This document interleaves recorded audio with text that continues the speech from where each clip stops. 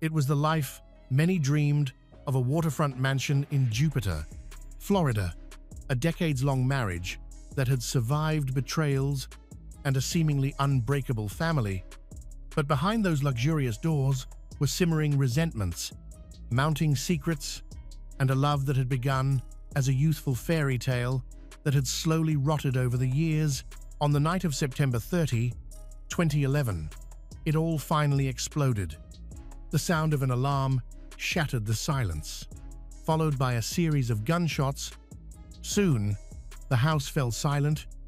In the bathroom, Lanny Horwitz lay in a pool of blood, wrapped only in a towel, shot to death in a way no burglar would dare. This is not a robbery, nor is it a stranger's murder. It's a family tragedy fueled by jealousy, resentment, bankruptcy, and a love triangle about to go awry. In just a few days, investigators have unraveled a web of lies, anger, and betrayal so complex that even seasoned detectives find it hard to believe. This is the story of the Horwitz family, where love turns to tragedy, loyalties crumble, and the question is no longer who had a motive, but who didn't.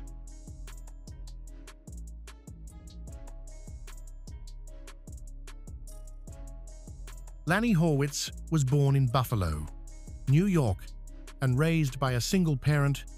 He had a brother named Barry, and the two remained close throughout their lives. From a young age, Lanny was ambitious, hardworking, and full of promise. He initially focused on his studies, but soon realized that his true passion lay in business. At 16, Lanny began working as a real estate salesman in his father's commercial real estate business. Before long, he became a broker and impressed everyone around him with his drive and enthusiasm for the profession. Outside of work, Lanny's main focus was Donna, his high school sweetheart. They met when Donna was 14 and Lanny was 15, and quickly became inseparable. Lanny later told his family that he knew right away she was the woman he wanted to marry. They married in 1967 and built a happy life together. They settled in an affluent neighborhood in Admiral's Cove, Jupiter, Florida, a place so safe that violent crime was almost unheard of. Their success afforded them a luxurious lifestyle, with multiple homes, frequent travel, and financial security.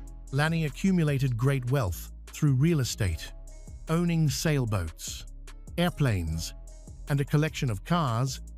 He was considered to be very good at managing his personal life and became a millionaire at a young age.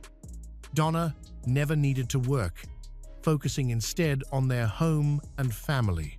The couple had one son, Radley, who later followed in his father's footsteps and entered the business world. They also had a granddaughter, to whom Lanny was deeply devoted. For decades, their family life seemed ideal, but after about 30 years of marriage, their relationship began to unravel.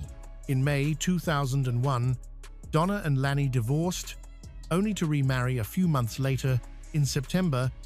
By the summer of 2002, they separated again. Their on and off relationship became widely known, resembling the ups and downs of a soap opera. Their first divorce stemmed from Donna feeling lonely and believing that her husband no longer cared for her. She sought new feelings and began an affair with a security guard in the house. When Lanny discovered the affair, he was furious. He fired the guard and immediately demanded a divorce. Although he later realized he still loved Donna, he was never able to forgive her completely. For 9 years after that, their relationship continued in fits and starts. Despite multiple attempts to move on, they kept returning to each other. In 2011, Donna moved back into the home in Admiral's Cove, as recorded in her diary. At that time, their son, Radley, was also having difficulties, so he moved back to live with his parents. At first, family and friends noticed how happy Lanny and Donna seemed to be reunited. They spoke hopefully about starting fresh and rebuilding their family, but it soon became clear that Lanny's resentment had never faded. He often reminded Donna of her betrayal, and those around them realized that living with him had become increasingly difficult. On the night of September 30, 2011, Radley was sleeping in his bedroom at his parents' house in Jupiter, Florida, where the family lived after his parents decided to retire. That night, he awoke to the blaring sound of the home alarm and loud bangs that sounded like gunshots. Terrified and unsure of what was happening, Radley stayed in his room, afraid he might be the next victim of a possible intruder or murderer. Suddenly, he heard his mother, Donna, screaming his name. More gunshots followed, several in quick succession. Then, everything fell silent except for a few clicking sounds. Radley, familiar with guns, recognized that the shooter had run out of ammunition. Even then, he hesitated to leave his room. Uncertain about what was going on or whether it was safe, the air was eerily quiet, except for the sound of the alarm. After a moment of waiting, Radley left the room and walked down the hall to his parents' room at the end of the house. The bathroom light was on, and the door stood wide open. Inside, he saw his 66-year-old father, Lanny Horwitz, lying on the floor in a pool of blood. He wore only a towel, stained and spattered. It was clear, from one look, that his father could not be saved. He gasped once and then went still. Radley feared his mother had also been killed, but he found her alive, sobbing uncontrollably on the bedroom floor. Leaving her there, he rushed to the home's control panel to silence the alarm. By then, security guards from their gated community had arrived. They called 911, reiterating Donna's statement that Lanny had harmed himself without knowing the true situation. Police and emergency responders soon arrived. They found Radley and Donna together and then discovered Lanny's body. Next door was the guest house of Anita, who was away that night. The police were only able to speak to Radley and Donna. Donna said that Lanny had mentioned wanting to end his life earlier that evening. She said everyone had gone to bed before being awakened by the alarm and gunfire. Both she and Radley told police they believed an armed intruder had broken in. Inside the bathroom, officers found extensive blood splatter and a body so damaged it was difficult to tell how many times Lanny had been shot. However, evidence quickly suggested foul play. A bullet hole in the bathroom, glass and blood inside the shower stall indicate that Lanny was shot while showering, which is unlikely in the scenario that ended his life.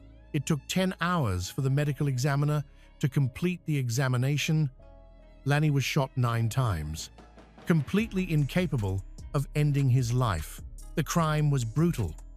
The final bullet had been fired into his mouth, likely as an act of rage meant to silence him.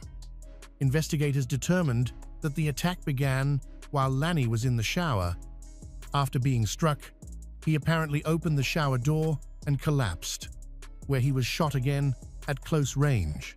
At the scene, Radley stayed composed and cooperated fully with police. Donna, however, withdrew after her initial story was challenged. At first, the police thought she was in shock, but later, her strange behavior made them suspicious. There were no signs of forced entry. The alarm company confirmed that the doors had not been opened or locked that night, indicating that no one had entered the house. Only Lanny, his wife Donna, and their 37-year-old son Radley were present. The security cameras offered no useful footage. Some were broken, and others did not record any intruders. Early on, investigators suspected that the alarm was triggered by noise inside the house. During the search, police found an extensive firearms collection, possibly too large. It included pistols, revolvers, shotguns, rifles, and various attachments. There were 26 guns and thousands of rounds of ammunition in total, all stored in military ammunition crates. Most were registered to Lanny and Radley. Lanny had collected guns for years, and Redley had a gun license and had shared his passion with his father since childhood. Investigators focused on 2 revolvers found in the master bedroom. Donna's gun, found in Lanny's possession, was a 5-round revolver, with 1 chamber empty. The second gun was on the dresser. Ballistics tests showed that both guns had fired 10 shots, 9 of which hit Lanny. A large number of ammunition rounds and shell casings were also found in the room. Initially, suspicion fell on Redley and Donna, but both were released. While detectives continued to review the evidence, it took several days to collect and analyze everything, including the family's personal belongings. The evidence collected revealed that life in the house was far from peaceful. Donna's diary provided the clearest insight. Initially, she seems delighted when Lanny offers to move in with her. But note that this only happens after he asks to borrow $200,000 from her parents. His business was failing after a series of divorces, the recession, and poor financial decisions. In the 5 months after moving back, Donna's journal entries became increasingly dark and disturbing. She wrote that Lanny was getting into her head, describing constant tension and conflict. Shortly before the shooting, the name Francine Tice began appearing in her entries. Francine lived nearby and had originally been Lanny's business partner. They were both distributing health food products, met at a conference, and started communicating more frequently. Their working relationship quickly became too intimate. According to Redley, the family noticed a change in Lanny after meeting Francine. He became happier and more enthusiastic than he had been in years. However, Francine denied having any romantic relationship with Lanny, and Donna didn't believe it. Donna began documenting Francine's visits. Her diary revealed 2 things. Francine and Lanny's relationship seemed to have gone beyond work, and this was causing her great distress. Gradually, Donna realized that Lanny probably just wanted her to move back in so she could borrow money. Redley watched as his parents' relationship fell apart. He blamed Francine, calling her the woman who destroyed their family. He also believed that his father had an affair with her, noting that his father bought her expensive gifts, paid her bills, and helped her furnish her home. By September 2011, Lanny and Donna's marriage was beyond saving. In early fall, Lanny asked Donna to move out before he left on a business trip with Francine, scheduled for mid-October. He told her that only Francine would accompany him. This devastated Donna. Detectives later concluded that this was when Donna decided Lanny would not leave for that trip. Instead, she allegedly planned his murder. After piecing together the family's tumultuous history, investigators were confident they had identified Lanny's killer. 6 days after the shooting that left Lanny dead from 9 gunshot wounds, his wife Donna was arrested for first-degree murder. Donna hired a lawyer who quickly began defending her. The attorney argued that Donna was a quiet, calm, and shy woman who would be incapable of picking up a gun. She had separated from her husband multiple times before, so it made no sense for her to choose to kill him now. When the police questioned Redley, he expressed deep resentment toward his father. He said the man who had once been kind and cheerful had turned into a nightmare for his family toward the end of his life. According to the defense, while Donna might have had a motive, Redley's motive was much stronger. The defense emphasized that the bathroom was covered in blood. The shooter could not have avoided getting blood on themselves or their clothes. However, Donna was examined during the investigation and found to be completely clean. The case was gaining attention, and public interest was skyrocketing. A major twist comes when Donna's lawyer builds her defense around blaming her son, Radley. In fact, Redley was the most likely culprit. He had at least 500,000 reasons to kill his father. He stood to inherit the life insurance payout, 2 houses, and numerous valuable items. Donna will receive nothing, as she was removed from all inheritance and insurance papers after their first divorce. Redley did inherit a significant fortune. including 2 homes, but he claimed the extent of his wealth was overstated. Both houses needed extensive repairs. He also inherited several cars, but kept only one. In 2011, at the time of the murder, he insisted his finances were in poor shape. He was living with his parents and struggling financially. This was partly because of his time in prison. He had been released about 6 months before his father's death. In the early 2000s, he became a licensed gun dealer, a business his father helped him start. His legal troubles began when he bought an online kit that converted a Glock pistol into a fully automatic weapon. His father had assisted in this illegal purchase, attracting police attention. Although the offense was minor and he wasn't punished, it marked the start of bigger problems. In 2006, Redley was arrested for selling a pistol to a criminal. This time, there was no avoiding consequences. According to Redley, his father showed little sympathy for his legal troubles and even blamed him for causing problems. From that point on, his father constantly insulted and belittled him, complaining that his son was a failure and causing financial stress. Multiple witnesses later confirmed that both Donna and Redley had spoken of Lanny's emotional abuse. Though he never used physical violence, years of emotional mistreatment had taken a toll. Despite all this, prosecutors were convinced Donna was the killer. They studied her every word and movement. They particularly pointed to her refusal to cooperate at the crime scene. Redley, in contrast, fully cooperated, agreeing to DNA testing and gunshot residue tests. When the same requests were made of Donna, she insisted on having a lawyer and refused to comply. Because she had requested a lawyer, she was never even tested for gunshot residue, a major flaw. According to her defense, Donna's lawyer maintained that the prosecution had no solid evidence, only circumstantial claims. Police saw no blood on her pajamas when they arrived, and no fingerprints were found on any of the guns or shell casings, suggesting the shooter wore gloves. No gloves were ever found. Even Donna's diary, though filled with complaints about her husband, contained no signs of homicidal intent.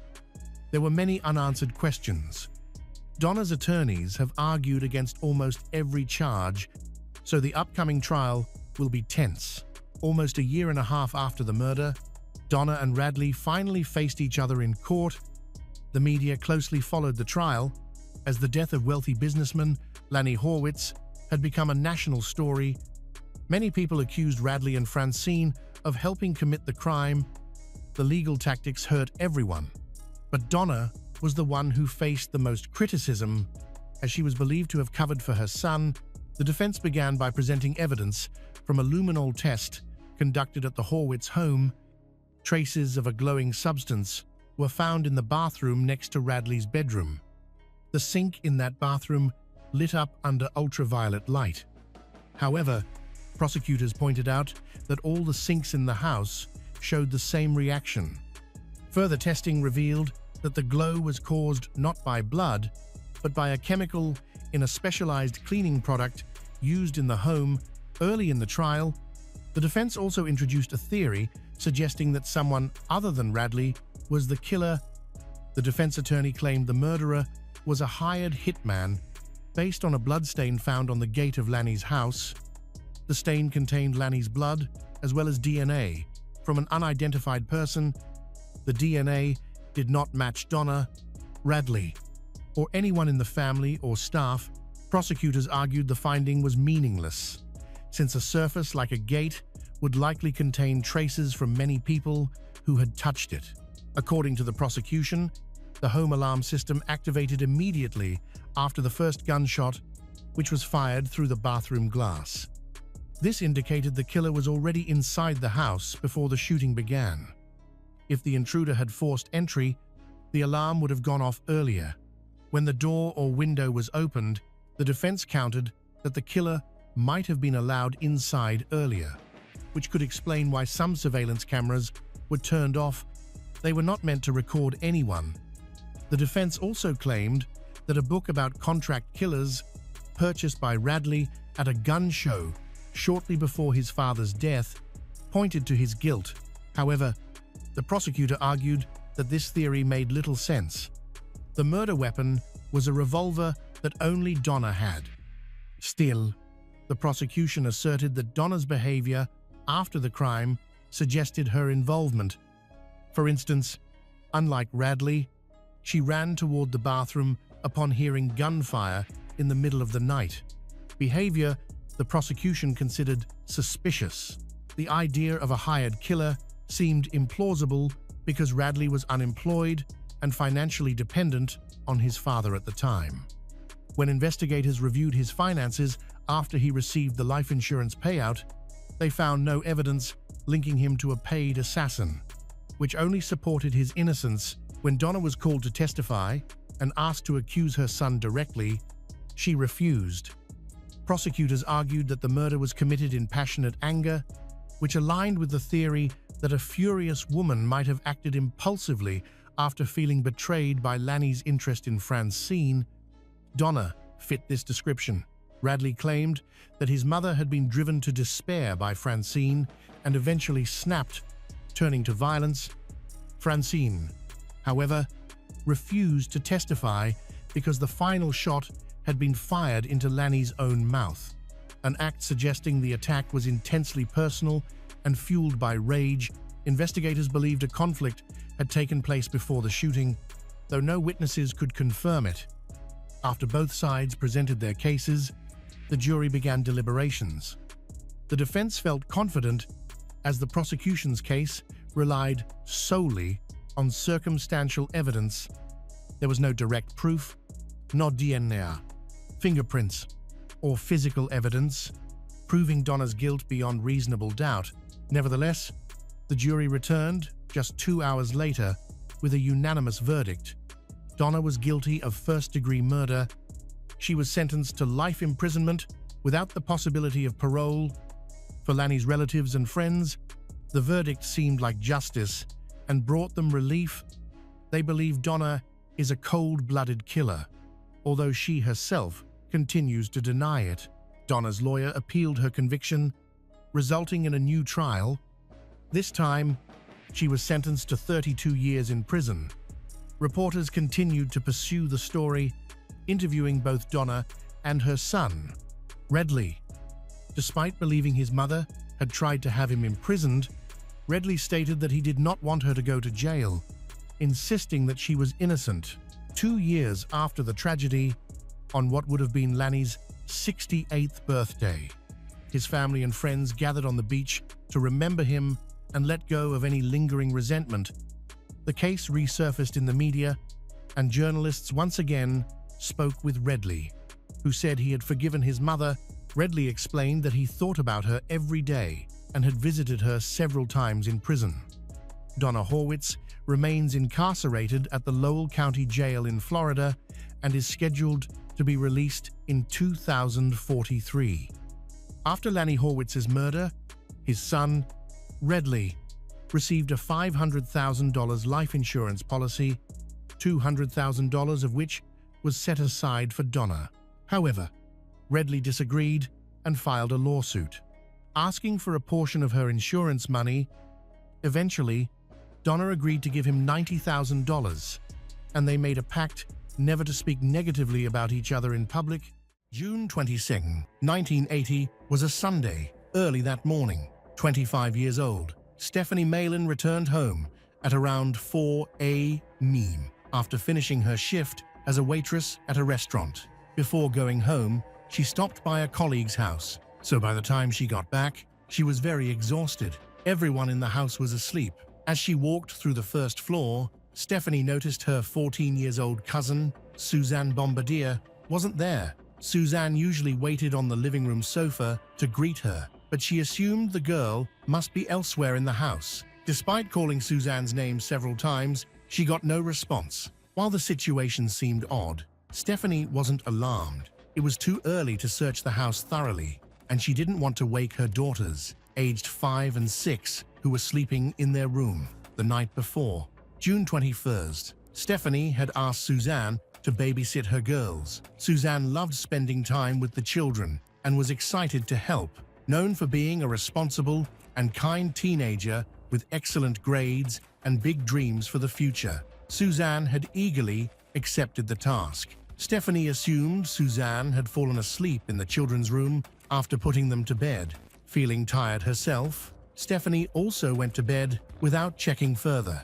A few hours later, she woke up and began preparing breakfast for the kids. While she was in the kitchen, the phone rang. It was Suzanne's mother asking when her daughter would be coming home. Wanting to ask Suzanne directly, Stephanie went to the children's room, but found that the little girl wasn't there. Her daughters said Suzanne hadn't been in their room when they woke up and didn't know where she was. Growing concerned, Stephanie searched the entire house, from the first floor to the second, but Suzanne was nowhere to be found. It became clear that Suzanne hadn't spent the night at the house. Stephanie was alarmed. Stephanie called her own mother to inform her of Suzanne's disappearance. Both were confused, as Suzanne had always been a responsible teen. She never ran away, had no boyfriend, and certainly wouldn't leave young children alone in the house. Stephanie carefully searched for any clues about Suzanne's whereabouts, but found nothing. Realizing the seriousness of the situation, she and her mother contacted the police. Law enforcement officers arrived and began investigating. They asked when Suzanne was last seen. Stephanie recounted that on the evening of June 21st, she was preparing for her restaurant shift and asked Suzanne to watch the kids. After work, Stephanie planned to stop by a co-worker's birthday party. At around 8 p.m., Stephanie called home and asked Suzanne to bring her some clean clothes to work. Suzanne agreed and brought them. That was the last time Stephanie saw Suzanne. After delivering the clothes, Suzanne headed back home. Stephanie watched her cross the street and waved goodbye. This account was corroborated by Stephanie's daughters and her co-workers. The children confirmed that Suzanne returned home, gave them dinner, and helped tidy up their toys. They also remembered what Suzanne was wearing: a nightgown and a red robe. Suzanne wasn't dressed to go out, which suggested she wasn't planning to leave the house. After putting the children to bed, Suzanne intended to watch TV or read a pastime she enjoyed. She was supposed to spend the night at Stephanie's house and head home the next morning after breakfast. At around 1:30 a.m., while at her co-worker's birthday party, Stephanie called home again to check in. Suzanne answered promptly and reassured her that everything was fine. The children were safely asleep, and Suzanne, feeling tired, was getting ready for bed.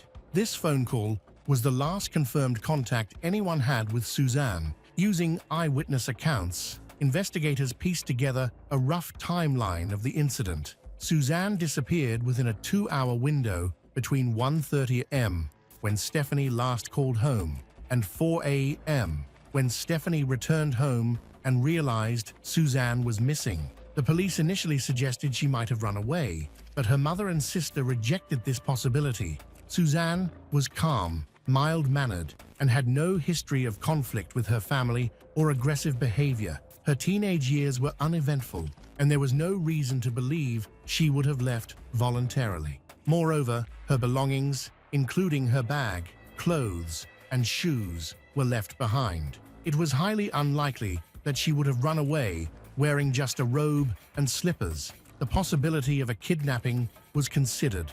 Detectives theorized that burglars might have broken in and encountered Suzanne, either as an unintended witness or because she attempted to intervene. However, this seemed improbable. No valuables or belongings were missing from the home, according to Stephanie, and there were no signs of forced entry or a struggle. Given the lack of disturbance, detectives speculated that Suzanne may have voluntarily allowed someone she knew into the house or left with them willingly. The lack of any evidence of a struggle or violence in the home. Everything was undisturbed, added to the mystery. The children sleeping in adjacent rooms heard nothing unusual. Investigators also questioned nearby neighbors in the townhouse complex. Families in neighboring units, who might have overheard something through the walls, reported nothing suspicious. Suzanne's disappearance shocked the quiet neighborhood and became the focal point of concern throughout the district. From the start, the case appeared inexplicable, and detectives struggled to find solid leads. Authorities combed the area around the house and thoroughly searched the premises, but found no new evidence.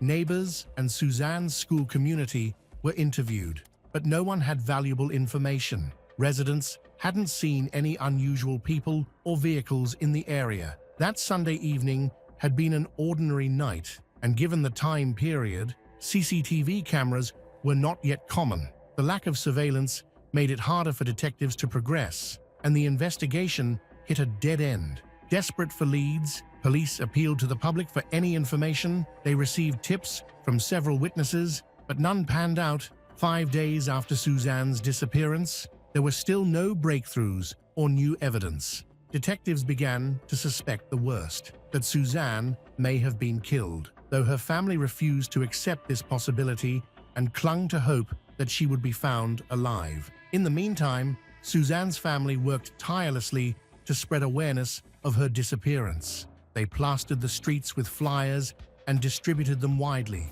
Investigators examined the family's immediate environment, but found no one who posed a potential threat to Suzanne. Her social circle didn't include any troublemaking teens. Detectives also started reviewing the profiles of local criminals with histories of abuse or violent offenses, but each had a verified alibi. The case took a tragic turn on June 27th, about 100 kilometers from where Suzanne lived. A man fishing on the San Joaquin River spotted something unusual in the water. Upon closer inspection from his boat, he discovered the naked body of a girl, washed up by the riverbank near a bridge. The man immediately alerted the police. The body was retrieved and sent for forensic analysis. Although it had been in the water for several days and had begun to decompose, the decomposition was not severe enough to erase all evidence related to the case. The forensic expert determined that the girl had been abused, and her death was caused by a stab wound to the chest. The victim had no identification or personal belongings that could help identify her. Authorities began checking local missing person reports and found one from the Bombardier family that stood out. Due to the warm season and the body's exposure to water, the body had swollen, making identification difficult. Ultimately, dental records confirmed the victim was Suzanne Bombardier. The forensic team collected evidence related to the crime and made attempts to study the perpetrator, but the technology of the 1980s was limited. At the time, there was no database to compare information, so law enforcement could only file the collected evidence and continue the search. Suzanne's disappearance was later classified as a murder investigation, with two main suspects identified: a man with a history of violence who lived near Stephanie's home, and Stephanie's ex-boyfriend, who had been behaving erratically.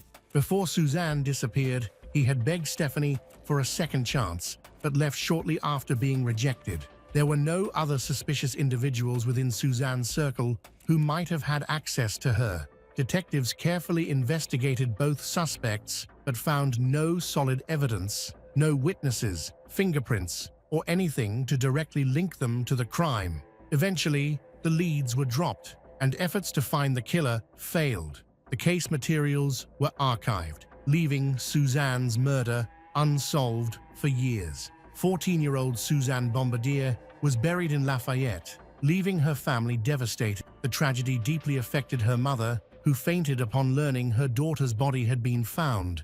The blow was made even crueler when, shortly after the terrible news, Suzanne's school report card arrived, showing only excellent grades. The community was shaken and outraged by the failure to find her killer. Concerned citizens often called the police station with leads, but none of them proved to be useful. Over the years, investigators tried several times to analyze the criminal's DNA found on Suzanne's body.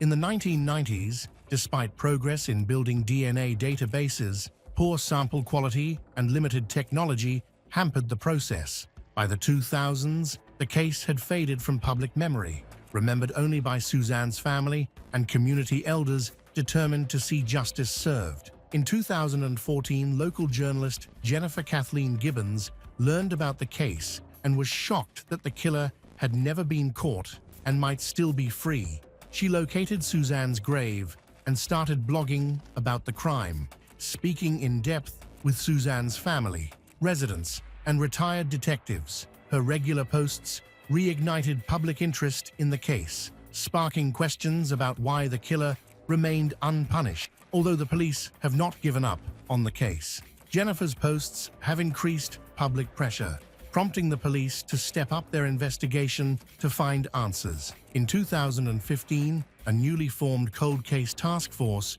revisited Suzanne Bombardier's murder. Several police officers requested the sheriff's approval and resources to address this tragic unsolved case. DNA samples from Suzanne's case were retrieved from the archives, and the team, consisting of dedicated law enforcement professionals, began the challenging work of reviewing the decades-old evidence. Suzanne's case was the oldest unsolved violent crime in Antioch. The timing of the investigation was deliberate, as advancements in forensic technology could now analyze degraded or limited DNA samples, tools that hadn't been available during the original investigation. With renewed hope and determination, investigators sought to finally bring Suzanne's killer to justice. Nearly 40-year-old evidence was sent to the San Mateo County Medical Examiner's Lab, enabling investigators, for the first time, to create a complete DNA profile of the killer.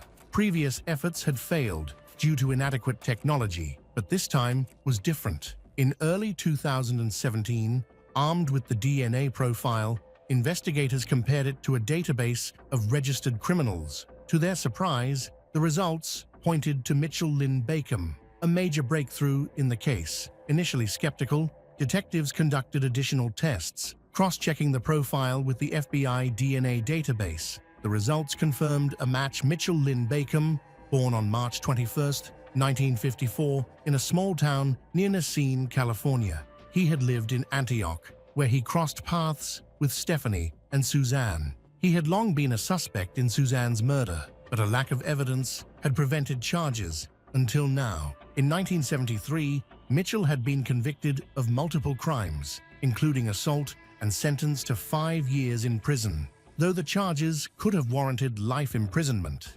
leniency was granted due to his lack of a prior record. After serving his sentence, he was arrested again in 1981 for more violent crimes and received a 24-year prison sentence. His offenses primarily involved abuse. Upon his release, he was required to register as an abuser offender, but failed to do so. This violation led to another 4-year prison sentence in 2002, officially entering him into criminal databases. When police tracked down 63-year-old Mitchell in 2017, he was still living in Antioch. He was arrested calmly as he returned from the store. Despite overwhelming evidence, he denied any involvement in Suzanne's murder. After his arrest, detectives held a press conference, announcing plans to compare his DNA to other unsolved cases. By the time of his capture, he had lived unpunished for 37 years. His methods resembled those of a serial killer, prompting suspicions that he might be linked to additional murders. For Suzanne's family, justice finally seemed within reach. One of the key obstacles to convicting Mitchell in 1980 had been his alibi. He claimed he had been with his aunt at a bar in a nearby town, far from Suzanne's babysitting location. According to him, he left the bar around 2 a.m., stopped at an intersection, visited a convenience store where the clerk recognized him, and then drove home. His aunt and the store clerk both corroborated his story, creating a plausible, albeit tight, timeline that cast doubt on his involvement. This alibi prevented investigators from conclusively linking him to the crime, even though he was considered the most likely suspect. Stephanie, however, had long believed Mitchell was involved in her cousin Suzanne's murder. As someone who had interacted with the family during their brief relationship, Mitchell had earned Suzanne's trust, a trust that tragically sealed her fate. On the night of the murder, she unknowingly let him in, unaware of the danger he posed. Stephanie had ended her relationship with Mitchell after just 3 dates, finding him unsettling. After their breakup, Mitchell began regularly visiting the restaurant where she worked, sitting at a nearby table and silently watching her without ordering anything. His alarming behavior foreshadowed the darker truth that would come to light decades later. Stephanie felt intimidated by Mitchell's behavior and chose to cut off all contact with him. However, he refused to leave her alone. He left notes on her doorstep and repeatedly showed up at her workplace, attempting to reconnect. Stephanie later learned that one of her colleagues had given him her home address. The colleague claimed ignorance of their breakup, but this act put Suzanne in danger and ultimately led to her kidnapping, abuse, and murder. In 1980, during the investigation, Mitchell was offered a polygraph test, which he agreed to take. However, the results were inconclusive. Despite multiple interrogations, Mitchell never confessed, and due to insufficient evidence, he couldn't be definitively linked to the crime. Finally, 37 years later, he was arrested and charged with murder, kidnapping, and abuse. A forensic expert couldn't determine whether Suzanne had been abused before or after her murder. The prosecutor debated whether to pursue life imprisonment without parole or the death penalty. Mitchell continued to deny his involvement in the murder. Ultimately, the prosecution opted for life imprisonment, as seeking the death penalty could result in prolonged legal battles and appeals. In such cases, defense lawyers often file repeated appeals, forcing the victim's family to continually relive the tragedy. Additionally, given Mitchell's age, it was uncertain whether he would live long enough to face execution. Once the decision for a life sentence was made, an official reconstruction of events followed. The prosecution argued that Mitchell coerced Suzanne into leaving her house since she would never have abandoned her young nieces under any circumstances. It was believed that Mitchell threatened Suzanne with a knife, forcing her to leave her home. Her family believed she sacrificed herself to protect her nieces from harm. According to the prosecution, Suzanne was killed with a knife that had a blade at least 15 centimeters long.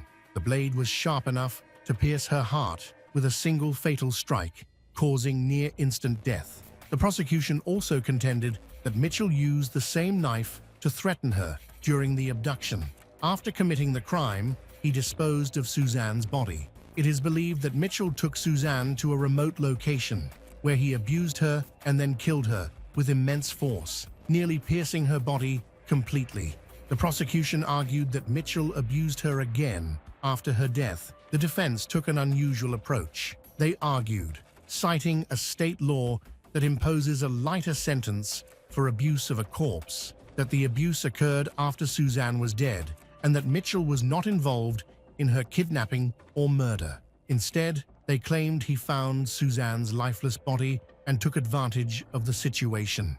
This argument was strengthened by the lack of evidence proving Suzanne's abduction. There were no signs of forced entry or a struggle at Stephanie's home, giving the defense room to create doubt. However, the prosecution still had critical evidence to counter these claims. Mitchell's criminal history followed a clear and troubling pattern across several recorded incidents. In 1973, he was arrested after being suspected of abuse an underage girl during a burglary. During the investigation, it was revealed that he was guilty of another crime, which led to charges of abuse, burglary, and assault with intent to kill. Following his release, he broke into another home in a different city, where he committed robbery and abused a schoolgirl. During the assault, he tied up the victim, burned her with a cigarette, and stabbed her with a knife. Miraculously, the girl survived. The victim recalled Mitchell's unsettling behavior during the attack. He appeared to enjoy his actions immensely, humming and laughing to himself like a deranged individual. The physical and emotional scars left on the survivor required a long recovery. Prosecutors argued that the similarities between these crimes provided significant evidence linking him to the kidnapping and murder of Suzanne Bombardier. The trial for Suzanne's case was set for March 2022. After Mitchell's arrest, a press conference highlighted the persistent efforts of the detectives who had volunteered to investigate Antioche's oldest case. The police also credited the media's role in keeping Suzanne's story alive through reports published in 2015 and 2016. Authorities stressed the possibility of Mitchell being involved in other violent crimes around the U.S. In their appeal to the public, they urged anyone with information about his involvement in other crimes to contact the Antioch Police Department. They reassured people that Mitchell was now in custody and posed no threat, encouraging past victims or witnesses to come forward. However, no one responded to their call for information. The trial concluded on March 15, 2022, when the jury unanimously convicted Mitchell Lynn Bacon of first-degree murder, as well as other charges such as robbery, kidnapping, and abuse. On June 27, 2022, he was sentenced to life in prison without parole. During his sentencing hearing, a chilling revelation emerged. A former prisoner claims Mitchell confessed to systematically abusing and killing escort girls while working as a truck driver, traveling across the country for years. Authorities are currently investigating these claims to uncover evidence of these alleged crimes. However, Mitchell has denied these accusations, calling his former cellmate's story a fabrication. The search for truth continues as authorities work to determine whether Mitchell is responsible for more atrocities. On the night before Halloween, October 30th, 2001, police were called to a home in the affluent Coral Gables neighborhood of Florida after an alarm was triggered. Upon arrival, officers uncovered a horrifying crime scene. A woman was found brutally murdered on her kitchen floor in what looked like a scene from a horror movie. Blood covered the walls, with splatters even reaching the ceiling, a clear indication of extreme violence. Investigators determined that the victim, 45 years old Maggie Locascio, had been attacked after parking her car in her open garage. It appeared that the assailant had been waiting for her and struck as she exited the car. Though she managed to flee into the house, the attacker pursued her and ended her life there. Maggie was the estranged wife of Edward Locascio, to whom she had been married for nearly 30 years. They had recently separated and had not been living together for months. Maggie had even attempted to file a restraining order against Edward. Their separation was part of a contentious divorce, driven largely by Edward's repeated infidelities. The process was further complicated by serious disputes over financial matters, making him the immediate prime suspect. Maggie and Edward had met in 1972 while studying accounting at the University of Miami. After graduating, they married and worked as accountants. In 1982, Maggie became a homemaker following the birth of their son, Eddie Jr. Over time, Edward climbed the professional ladder, founding his own company and managing the finances of wealthy Miami clients. Unlike Edward, who was sociable and charismatic, Maggie was described as more private and reserved. In 1992, they purchased a mansion in prestigious Coral Gables, but by 2001, Edward had moved into an apartment in South Beach, just 10 minutes away by car. When police contacted Edward, they withheld the true nature of the situation and told him only that there had been an issue at his former home due to an alarm. They asked him to come by to assist. Edward arrived shortly afterward, appearing calm and cooperative as he spoke with investigators. He displayed no concern or curiosity about why the area was surrounded by police tape or why there were so many officers present. His indifference was notable, especially given that his estranged wife Maggie still lived at the house. Detectives eventually brought him to the station for further questioning. During his interview, Edward explained that he and Maggie were going through a divorce and had stopped interacting. He acknowledged that their relationship had been strained, with disagreements escalating to the point where Maggie had sought a restraining order against him for alleged threats, domestic violence, and abusive behavior. The first hearing related to their divorce was scheduled for the next morning. When police finally informed Edward that Maggie had been murdered, he showed no visible reaction. Meanwhile, Edward and Maggie's 19-year-old son, Eddie, was also being questioned in another room at the station. Eddie stated that he had been at the library that evening, and his alibi was confirmed. After the interrogations, Eddie crossed paths with his father in the corridor. Unlike Edward, who remained emotionless, Eddie displayed visible anger and disbelief. Later, Eddie told reporters that at that moment, he became convinced his father was responsible for his mother's murder. Tensions between Eddie and his father had already been high in recent years, and this tragic event only deepened the divide between them.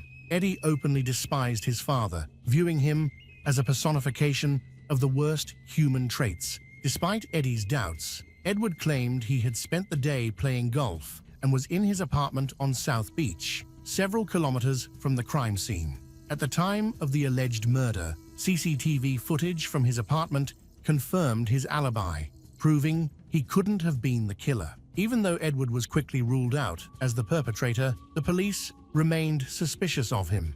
He had a strong motive for wanting Maggie dead, and the violent nature of the crime suggested hatred, likely from someone close to her.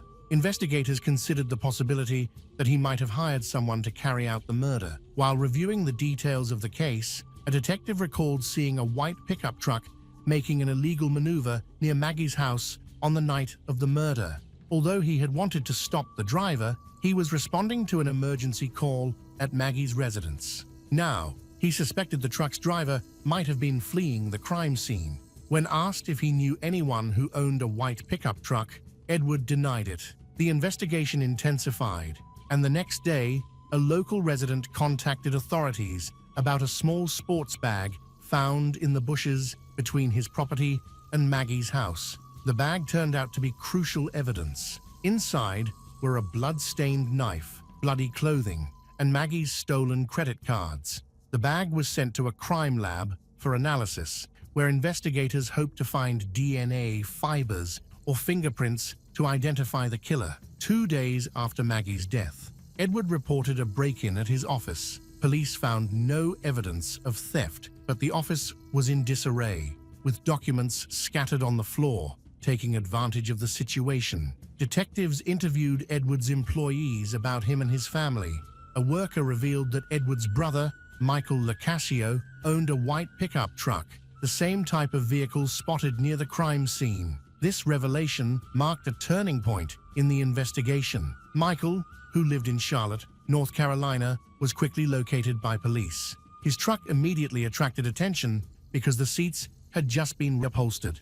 When police removed the seat covers, they found the old fabric was stained and showed signs of having been pressure washed, possibly to remove evidence such as blood, since a complete clean was not possible. The seats were upholstered with new fabric. Unlike Edward, Michael had a troubled history. At 41 years old, he was unemployed, struggling with a banned substance addiction, and had a prior fraud conviction. It seemed plausible that he might commit murder, particularly if motivated by a banned substance or financial gain. Although no incriminating evidence directly connected Michael to the crime scene, the sports bag near Maggie's house became a critical clue. Latex gloves inside the bag contained Michael's DNA. Tests ruled out Edward and Eddie, confirming Michael as the likely suspect. 2 weeks after Maggie's murder, the lab results were finalized, and Michael was charged with killing Maggie. Eddie was shocked to learn that his uncle, Michael, was involved in the incident. He suspected that Michael could not have acted alone, because how could someone who lives so far away travel so far just to commit a crime? Eddie suspected there was more to the story and thought his father might somehow be connected. Regardless, the police needed concrete evidence to prove anything further. While there was no direct evidence implicating Edward, his brother, Michael was preparing to stand trial. Meanwhile, Edward continued with his everyday life, going to work and even dating. Michael faced murder charges, with prosecutors hoping he would confess and implicate Edward, who was believed, according to Eddie, to be the mastermind behind the crime. Prosecutors were confident they could uncover the truth, especially given that Michael faced the death penalty if convicted. Despite strong pressure, Michael firmly refused to plead guilty or testify against Edward, asserting his innocence. During the trial, prosecutors made it clear they believed both Michael and Edward were involved. However, this did not change Michael's stance. Although the prosecution presented strong evidence against Michael, much of it was circumstantial. His defense lawyer argued that the evidence was questionable due to procedural errors during the investigation and lab work. Furthermore, there was no clear motive. and much of the case relied on indirect evidence. Despite these arguments, the jury deliberated for only 6 hours before finding Michael guilty of first-degree murder. He was sentenced to life in prison without parole, a punishment likely designed to pressure him into confessing or exposing Edward's role in the crime. After the verdict, Eddie stepped in, determined to fight what he saw as an unjust decision. At just 19 years old, Eddie had already graduated from college and was attending the University of Miami Medical School, where he excelled academically. His relationship with his father, Edward, had always been strained. He never even called him Dad, referring to him as Ed instead. He pursued his studies with one key purpose: to help his mother, Maggie, escape her abusive marriage. Despite his efforts, he was unable to save her. However, he gained financial independence and tried to help her secure a divorce. Starting with a court injunction against Edward, Eddie believed his father's refusal to split their assets fairly was at the heart of the conflict. Under Florida law, divorcing spouses were required to divide their wealth equally. Edward, whose fortune was estimated at $6 million, refused to comply. He even tried to hide some of his wealth, but Maggie, an experienced accountant, discovered his deception and was determined to expose it. According to Eddie, Maggie was murdered because she was planning to reveal Edward's hidden accounts to the court just hours before their divorce trial began. The day after her murder, Edward's lawyer petitioned the court to terminate the divorce proceedings due to Maggie's death, a move that struck many as suspicious and calculating. With the case dismissed, Edward stood to retain control of all the family assets. Eddie was horrified by his father's cold reaction to his mother's death. He seemed entirely unbothered, despite having been married to her for years. Edward's greed and lack of remorse convinced Eddie that his father was responsible for the murder. Seeking justice, Eddie filed a civil lawsuit to block Edward from taking complete control of the family fortune and won the case. However, he faced significant challenges with the criminal investigation, which stalled for years. After 4 years with no progress, prosecutors doubted they would ever uncover the truth. Everything changed in November 2005, when authorities decided to move forward with the evidence they had, believing no new leads would emerge. Edward Locascio was arrested and charged with first-degree murder and conspiracy to murder his wife, Maggie. Eddie saw this as a significant victory, but it was just the start of a much tougher battle. After spending 4 years securing a conviction against his uncle Michael for his mother's murder, Eddie now faced the challenge of bringing his father, Edward, to justice. This trial was far more complex due to the absence of direct evidence. In Michael's case, the crime scene held undeniable proof, including DNA and the murder weapon. However, Edward's charges rested solely on circumstantial evidence, giving his defense team considerable room to argue. The prosecution claimed Edward orchestrated Maggie's murder due to a strong financial motive. During their divorce proceedings, Edward stood to lose a large portion of his assets. Although he had hidden much of his wealth in offshore accounts in the Cayman Islands, Maggie had uncovered the deception and planned to expose him in court. Unwilling to let this happen, Edward allegedly convinced his brother Michael to carry out the murder. Prosecutors argued that Edward had not only planned the killing, but had also influenced Michael to commit the brutal act. Graphic photos revealed the horrifying nature of Maggie's death. She had been savagely attacked with both a knife and a baton. She suffered multiple blunt force injuries that caused fractures, and the assailant had continued stabbing her even after the initial beating. The prosecution contended that this extreme violence stemmed directly from Edward's malicious intent. With little concrete evidence tying Edward to the crime, the case relied on motive, circumstantial evidence, and key witness testimonies. The first major point of suspicion came from Edward's lack of reaction when he was informed of Maggie's death. Although there was no written or recorded evidence of a conspiracy between Edward and Michael, phone records showed a spike in the number of calls between the brothers in the weeks leading up to the murder. Previously, they had only communicated occasionally on special occasions, but records showed that they had begun calling each other on an unusually daily basis 6 weeks before Maggie's death. This sudden change became a major point of suspicion for investigators. The prosecution argued that Edward used these calls to pressure Michael into committing the crime and to finalize the plan. A critical witness was Edward's secretary, Gudile Gonzalez, who testified that she overheard several phone calls between Edward and Michael. After realizing the nature of these conversations, Gudile said Edward began threatening her, warning her to stay silent or risk being killed. Frightened, she eventually went to the police. Eddie, Edward and Maggie's son, also took the stand, recounting years of abuse Maggie suffered during her marriage. He described instances in which Edward had beaten his mother, threatened her, and even came close to hitting her with a heavy sculpture. According to Eddie, Edward openly threatened to kill Maggie 5 months before her death, after she revealed her intention to file for divorce. Tensions escalated when Maggie caught Edward having an affair with Eleanor Salazar, a masseuse. Eleanor also testified in court, stating that she was at Edward's house at around 11:30 p.m. on the night of the murder and witnessed a conversation between Edward and Michael. Surveillance footage from Edward's house supported Eleanor's account. The video showed Michael arriving at Edward's home around midnight, drenched and visibly distressed. He was seen gesturing wildly, which the prosecution interpreted as a sign that he had just finished cleaning blood out of his truck.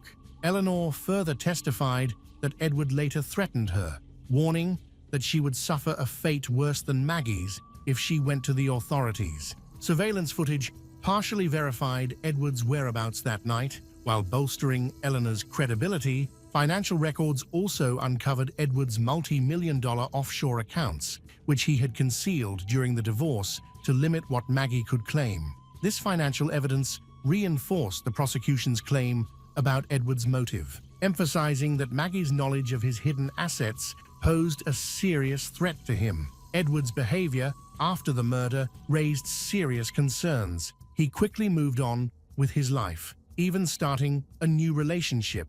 During an argument with his new girlfriend, Edward allegedly threatened her, stating that she would end up like his wife. Alarmed by this threat, she decided to report it to the police. In court, the prosecution presented a gruesome reconstruction of the murder. Using a mannequin, they demonstrated how Michael brutally attacked Maggie. She suffered 8 blows to the head with a metal baton, but remained conscious and tried to defend herself. The assault bent the baton, rendering it useless. Maggie sustained severe defensive injuries, including nearly losing a finger while trying to protect herself. Despite her resistance, Michael continued his attack, pinning her against a wall and eventually standing on her chest to ensure her death. Blood evidence found throughout the house supported the prosecution's narrative. However, Edward's defense focused on the lack of direct evidence linking him to a conspiracy with Michael.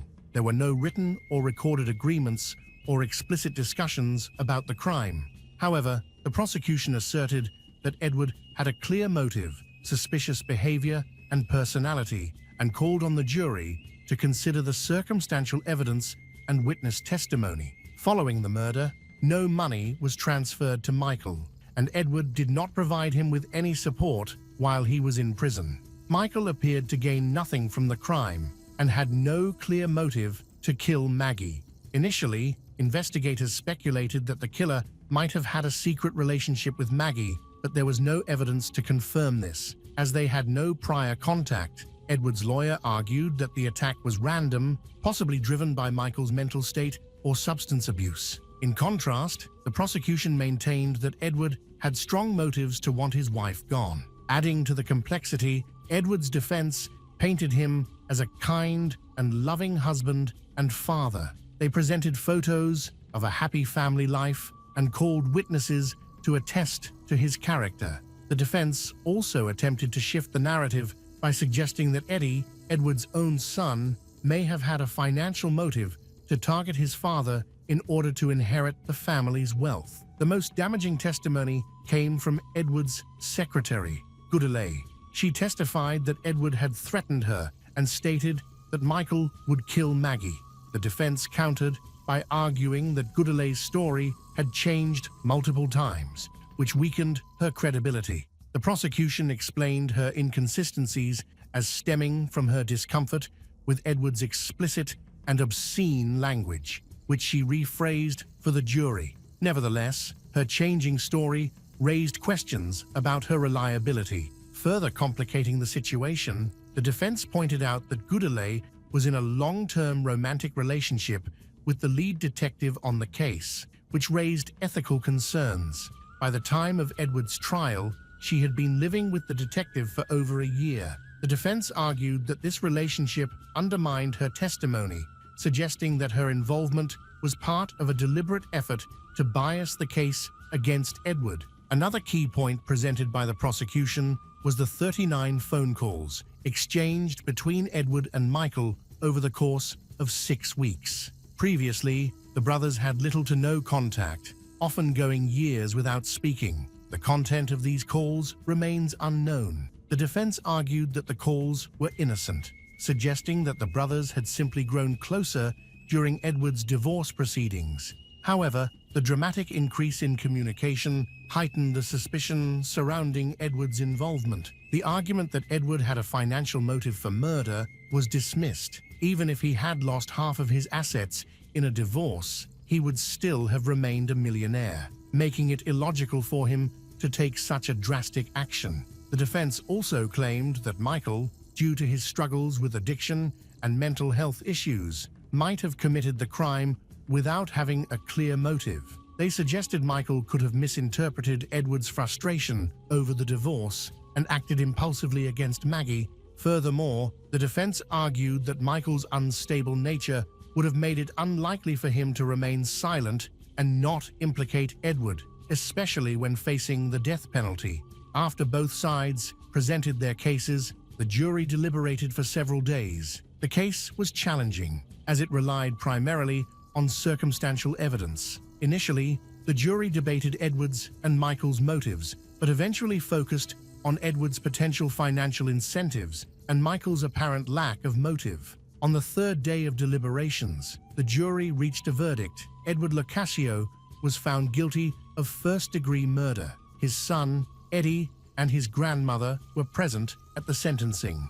Eddie expressed relief over the verdict, feeling that justice had finally been served after 6 long years since his mother's death. Although Edward initially faced the possibility of the death penalty, the jury recommended a life sentence without parole, which was ultimately imposed. Given Edward's age, this effectively meant he would remain in prison for the rest of his life. However, the decision enraged Eddie, who firmly believed that the death penalty would have been more appropriate. 6 months into his imprisonment, Edward gave an interview where he continued to proclaim his innocence. He denied encouraging his brother Michael to commit the murder, claiming that he had hoped to reconcile with Maggie before her death.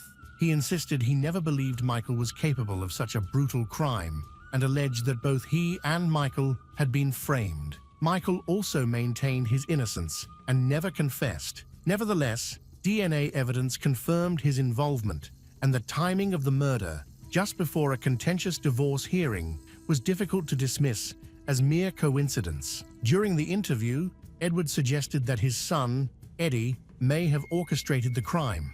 He theorized that Eddie, eager to inherit his parents' fortune, might have set him up to take the blame. Edward reiterated that the divorce settlement would not have left him destitute, leaving him no reason to kill Maggie. Eddie strongly denied these accusations. Edward Locascio later passed away on August 30th, 2018, at the age of 67 in a prison hospital in Lake Butler, Florida. The home where the murder occurred was eventually sold for $3 million. Eddie went on to become a doctor, dedicating his life to helping others. Larissa Rodriguez grew up in a humble but close-knit family. Her parents were modest and reserved. They raised her with strong values of integrity, a strong work ethic, and family loyalty. From an early age, Larissa showed remarkable discipline. She trained in gymnastics, later graduated with a degree in sports science, and worked as a trainer and instructor at a fitness club. She led a healthy lifestyle, avoided harmful habits, meticulously cared for her well-being. she had only one serious relationship with Luis Antonio Garnica, who became her first partner and later her husband. To the family, he seemed quiet and polite.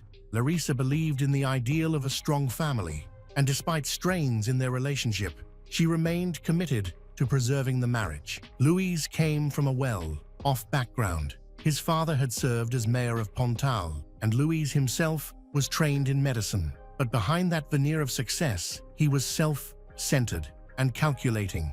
According to Larissa's relatives, at the beginning of their relationship, he had no steady income and depended on Larissa's mother, who sent him home, cooked meals over time. Despite having a diploma, his finances never improved, and he struggled to support two parallel lives, his official marriage and a secret relationship. His standing among Larissa's friends and family deteriorated. He grew increasingly withdrawn, distant, and indifferent. Even during Larissa's mother's final days, he visited only when forced. In the last months of the marriage, Luis was emotionally detached, cold, and often degraded his wife about her appearance, avoiding any real communication. Despite her efforts to reconcile, he continued to move further away, ignoring the obvious signs of their relationship's crisis. Elizabeth Arabaza, Luis's mother, played a pivotal role in this story. At 68, she appeared quiet and unassuming, but in reality,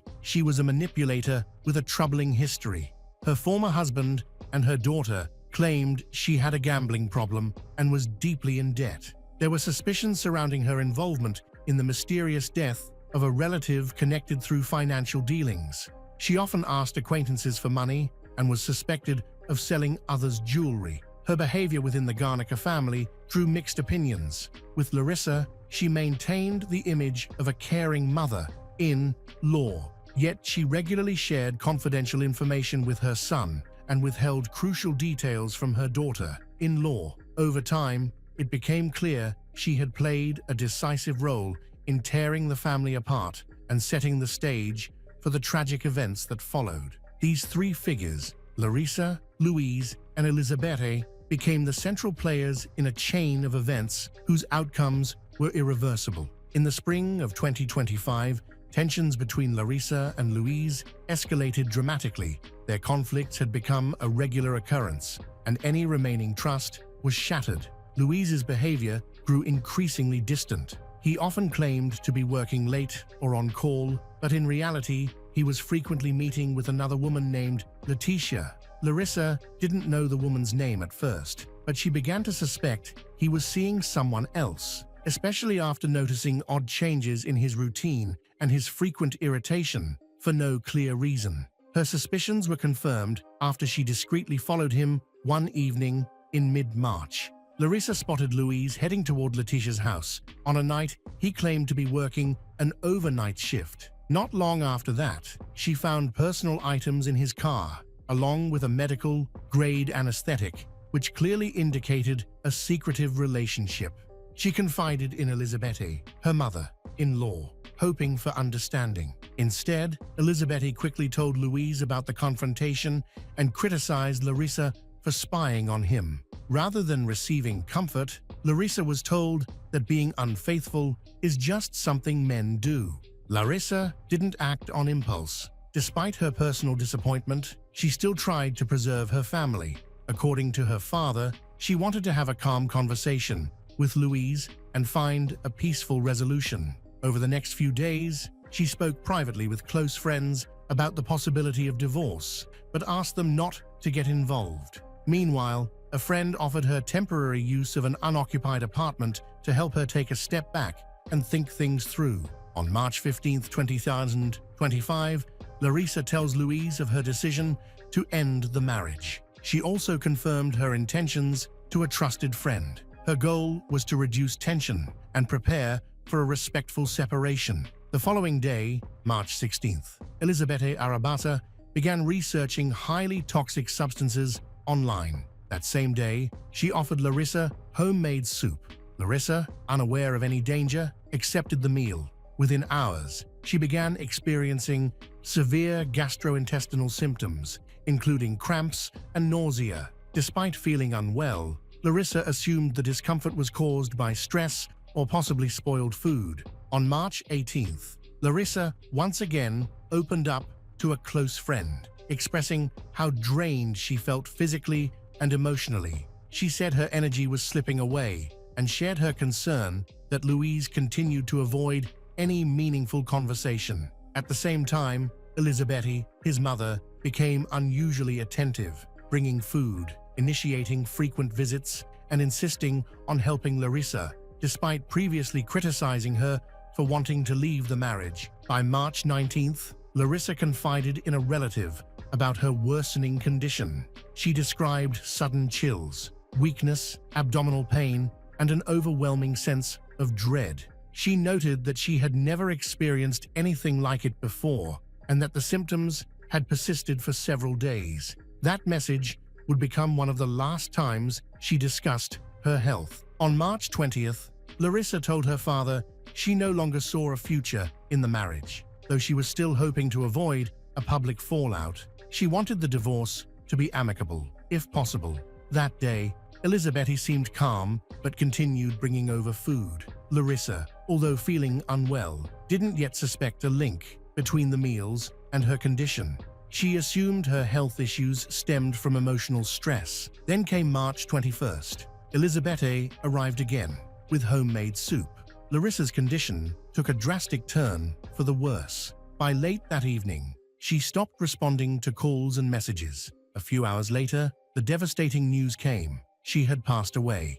On the morning of March 22nd, 2025, Louise reported that he had found his wife unconscious in their apartment. He claimed he'd just returned from a night shift, walked in, and found Larissa lying on the floor. According to his account, he immediately began CPR and called emergency services. However, discrepancies between his story and the actual evidence began to surface within hours of the investigation. One critical detail was a message Louise sent to Leticia. At 10:25 m.m., he texted Leticia to tell her that Larissa had passed away. Just 9 minutes later, at 10:34 m., paramedics arrived. Yet when they entered, Louise was still performing resuscitation efforts, claiming Larissa was showing signs of life. The medical team quickly determined otherwise. She was already in a state of rigor mortis, making revival impossible. Emergency personnel documented that her body was cold, with no pulse or breathing, and her skin showed clear signs consistent with an extended time of death. When police arrived at the scene, one of the first things they noted was Louise's insistence on a rapid cremation. He didn't notify Larissa's family right away about her passing and took it upon himself to begin arranging the necessary paperwork for cremation. This immediately raised red flags for investigators, especially since Larissa's cultural background strictly followed burial traditions, with cremation never being considered. At the scene, officers noticed that the environment had been tampered with. Bed sheets had been stripped, rolled up. Towels with what appeared to be reddish stains were found nearby, and the laundry basket contained items possibly used for cleanup. The paramedic examining Larissa's body took note of undigested food in her stomach. This detail would later become a critical piece of evidence, prompting a full toxicology analysis. The initial assumption of a sudden cardiac event began to shift toward concerns about a possible poisoning. Louise's behavior on the day Larissa died seemed artificial, as if he were acting to make her death look like a sudden accident. The timeline, the messages he sent, and his behavior before and after emergency services arrived painted a picture that seemed increasingly rehearsed. At first glance, Louise seemed like a distraught husband caught in a crisis, but as investigators dug deeper, examining documents, message logs, and expert findings, the surface narrative started to unravel. Attention shifted from simply understanding what happened to examining who may have played a role in the moments immediately after Larissa's life ended. Following the official announcement of Larissa's death, Louise came under increasing scrutiny. Within just 24 hours of the incident, his actions raised serious concerns. The day after Larissa's passing, attempted financial transactions were discovered using her bank accounts. Louise used her debit card to purchase items at a pharmacy and attempted to withdraw cash from an ATM. several of these transactions were flagged and declined due to suspicious activity. One attempt to access her savings account failed because of automatic security blocks. Later, bank officials confirmed that the attempted transactions originated from devices registered to Louise. At a local bank branch in Pontal, a teller reported an unusual request. Viviani, Louise's sister, attempted to obtain account information for Larissa. Despite having no legal authority to access those records, Larissa's account was registered in a different region, and Viviani's attempt to retrieve private financial data without a formal power of attorney was officially logged as an unauthorized access attempt. This incident immediately drew the attention of investigators. Meanwhile, Larissa's family, especially her brother and father, pushed for a thorough investigation into the circumstances surrounding her death. Troubled by rumors and inconsistencies, Larissa's brother sought legal counsel from attorney. Consultations with legal representatives began on March 24th, 2 days after her death. Despite online speculation suggesting Larissa may have taken her own life, her loved ones firmly rejected that possibility. According to those close to her, Larissa had no history of mental health struggles, maintained an active lifestyle, was in therapy, and had clear plans for her future, including filing for divorce. The attorney hired by Larissa's family demanded that no cremation take place until a full toxicological analysis was completed. This move proved critical to the case. The pathologist ordered a comprehensive examination, including toxicology screenings. While the initial exam did not pinpoint an immediate cause of death, the lab tests became central to developing the leading theory. At the same time, investigators focused on digital evidence. Combing through text messages, GPS data, and call logs, recovered chats between Louise, Viviani, and others provided deeper insight. One particularly telling exchange showed Viviani advising Louise to be cautious with their phones and not to confuse devices. In another message, she reminded him to mention a supposed history of heart conditions in Larissa's family when speaking to authorities. These texts were interpreted as an attempt to shape a false narrative and create a medically plausible explanation for what had occurred. While the investigation remained active, the family's lawyer successfully petitioned to freeze all of Larissa's financial accounts and restrict access to her assets. Authorities across relevant agencies were notified. These legal safeguards were essential in preventing further unauthorized actions by Louise and those allegedly working with him. At this point, investigators completely ruled out end her own life. Every move Louise and Viviani made following Larissa's passing appeared calculated, aimed at reducing exposure and covering their tracks. These patterns were sufficient to launch the formal phase of criminal proceedings. Roughly 1 month before Larissa passed away, another family member died under mysterious circumstances, Natalia, daughter of Elisabeti. At the time, the incident received no public attention. Natalia lived in Pontal with a long-term partner in a domestic relationship. Shortly before her death, she had a major falling out with her mother. Elisabeti strongly opposed Natalia's plans to start a family and become a parent. Their arguments centered around inheritance issues and shares in the family business. Following the disagreement, Natalia's partner left the house, leaving her alone with Elisabeti, something relatives later described as highly unusual. In the days that followed, Natalia complained of feeling increasingly unwell. However, Elisabeti never sought medical help or contacted emergency services. Instead, she reached out to Louise and Viviani, who were in another city at the time. The drive from Ribeirão Preto to Pontal takes approximately 40 minutes. During this time, Natalia remained without assistance. By the time Louise and Viviani arrived, Natalia's condition had deteriorated significantly.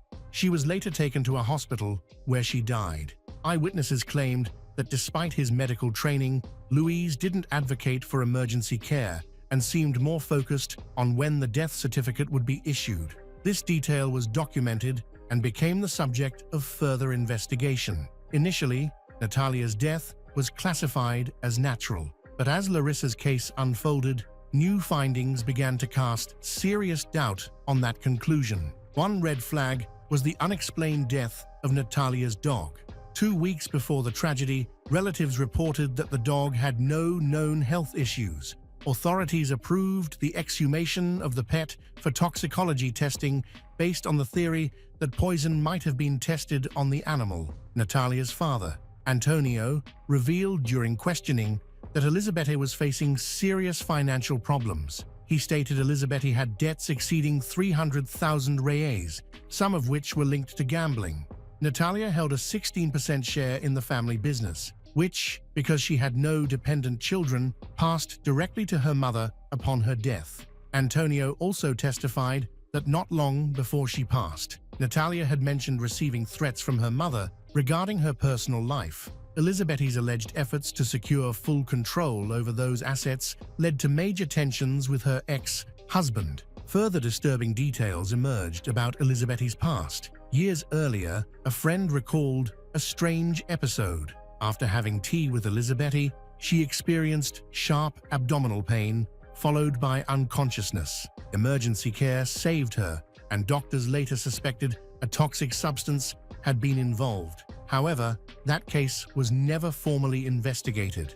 As Larissa's story gained public attention, more people connected to the Garnica family began stepping forward, sharing concerns about Elizabeth's behavior. After reviewing the series of suspicious patterns, investigators reached a preliminary conclusion. Natalia may have been the first confirmed victim, and her dog potentially part of a test run for what followed. The combination of poisoning, delayed medical response, concealed symptoms, and a motive rooted in inheritance formed a disturbing picture. From this point forward, the case took on a much broader scope.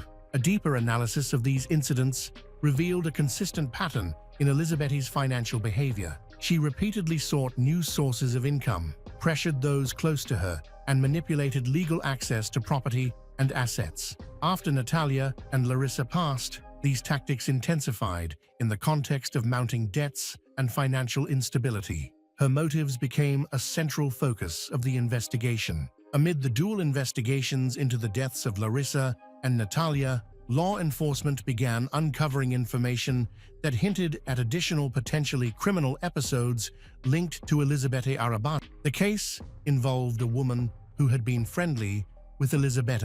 Years after an odd incident, she finally spoke out. Following a tea visit at Elizabeth's home, she suddenly felt dizzy, nauseous, and disoriented. Elizabeth offered her a headache remedy, a blue capsule. She took the pill, but was later hospitalized that night with suspected poisoning. Doctors documented toxic exposure to an unknown substance, but the woman never filed a report at the time. She later admitted she was afraid of becoming entangled in legal battles. Eventually, she reached out to Larissa's family attorney after media reports surfaced about possible poisonings. Yet another concerning event came to light. Elizabeth had attempted to obtain power of attorney from a woman expecting to receive court-ordered compensation. The woman, alarmed by Elizabeth's persistence, later told investigators she feared she might have been a future target. Her statement was formally included in the case files. According to law enforcement, a clear pattern was beginning to emerge in Elizabeth's actions. She would first establish close relationships with financially stable women, earn their trust, and shortly afterward, they would suffer sudden and unexplained health issues. Given these accounts, investigators began pursuing a new theory. They might be dealing with a series of connected incidents rather than isolated ones. Law enforcement officials issued a public appeal, urging anyone who had experienced suspicious behavior from Elizabeth Arabata to contact authorities. Once the toxicology reports came in, the investigation entered a decisive phase. Forensic specialists confirmed the presence of a compound derived from chumbinho, a banned toxic substance in Larissa's system. This finding was pivotal. Until then, Louise and Elizabeth had claimed that Larissa passed away from natural causes, but the chemical evidence completely debunked their story. Another critical piece of the puzzle came from surveillance footage at the residential complex. Security cameras showed that, on the morning of March 22nd, Louise arrived at the apartment later than he had claimed.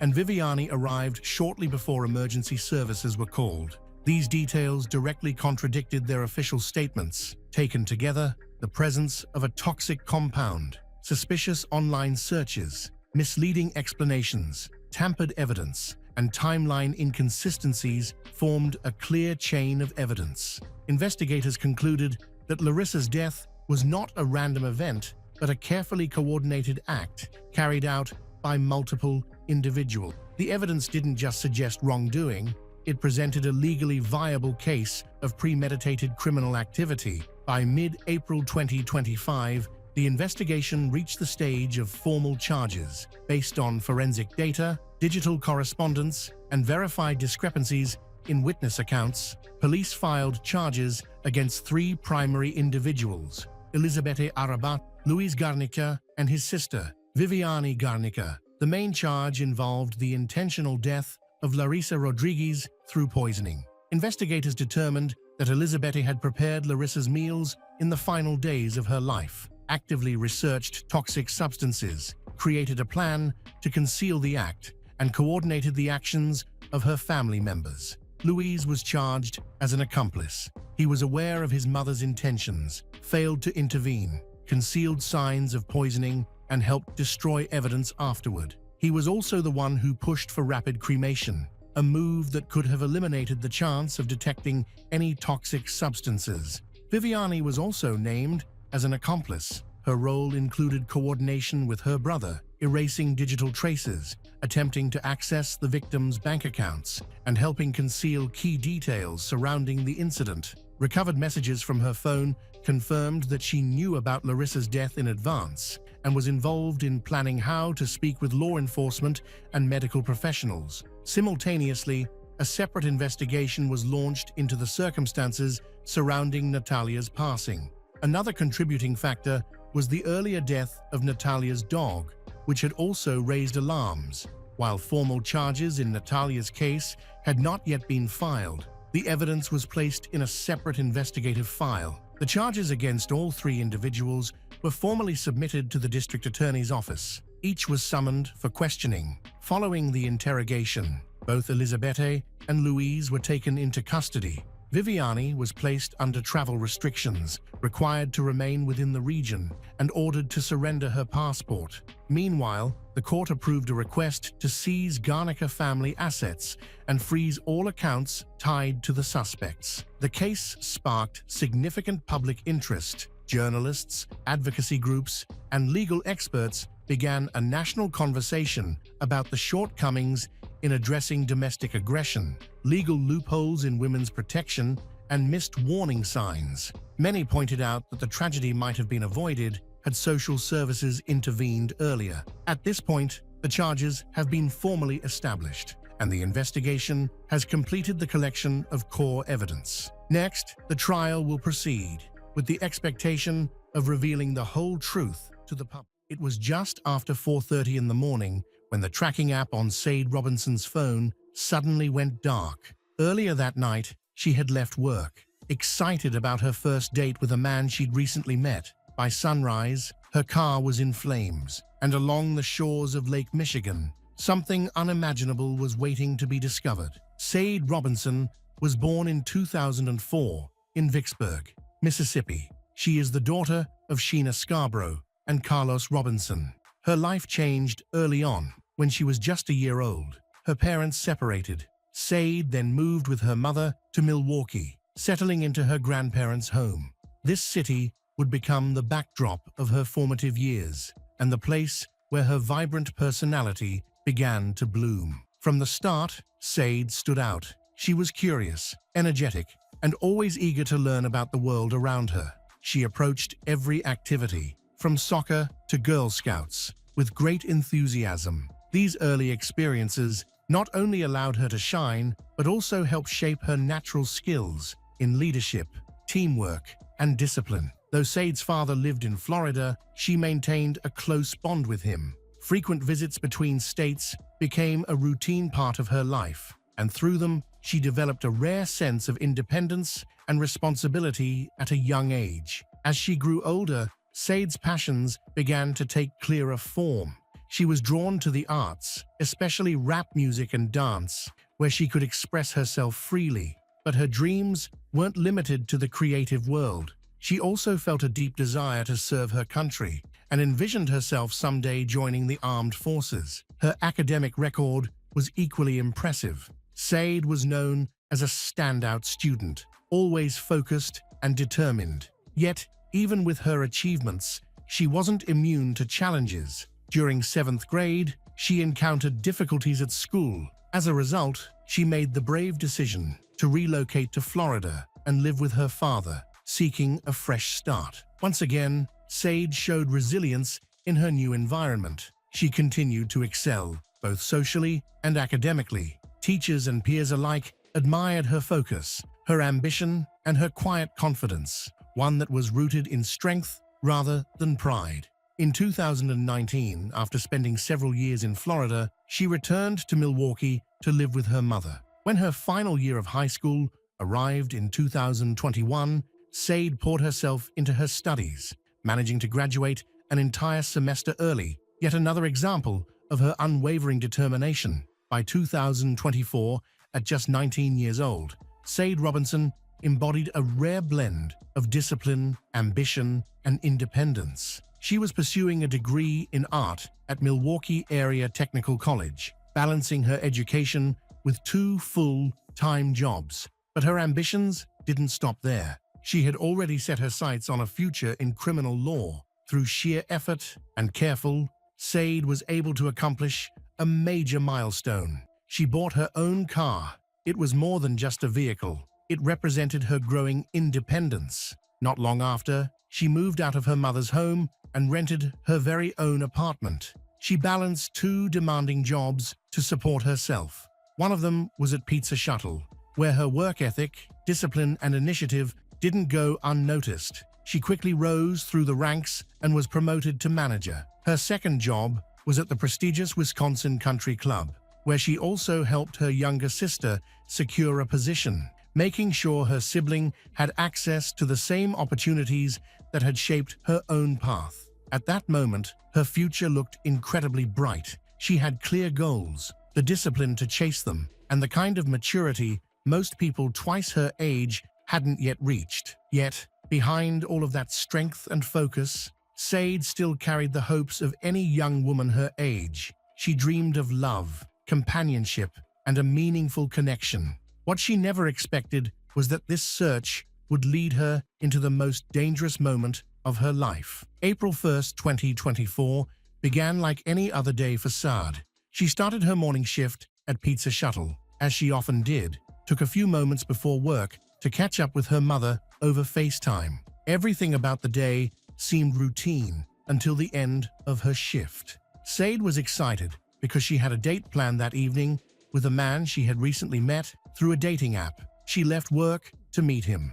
That would be the last time anyone in her group would see or hear from her. The following day, April 2nd, Said didn't show up for her shift. She hadn't called in sick or left a message, which was completely out of character. Concern quickly spread among her co-workers. They began texting and calling her, hoping for an explanation, but there was no reply.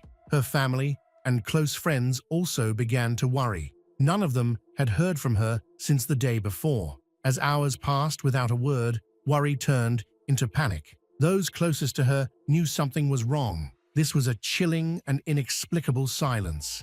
As night fell and still no answers emerged, one of Said's friends made the police and report her missing. Before doing so, she checked Said's most recent social media activity and found something crucial: a Snapchat post of Saad. The timestamp was around 9 p.m. on the night of April 1st. That would be the final digital trace Saad left behind. On April 3rd, with no updates and mounting concern, police officers went to Saad's apartment. They knocked on the door, but there was no answer and no sounds from within. Unbeknownst to them, authorities elsewhere in the city had already made a horrifying discovery. At around 7:30 a.m. on April 2nd, 2024, the Milwaukee Fire Department received a report from local residents about a car on fire. When emergency crews arrived, they found thick smoke and flames engulfing a 2020 Honda Civic. The vehicle had been abandoned and was burning rapidly. Firefighters managed to contain the blaze. No one was inside the car, but the contents of the trunk raised immediate concern. A black coat, a pair of ripped jeans, and other women's clothing, charred but still identifiable. A cell phone, partially damaged by heat, was also recovered. The authorities now had physical evidence, but they still needed to know who the car belonged to. That answer would come soon, and it would change everything. Later that same day, Milwaukee County Sheriff's deputies were called to a different location.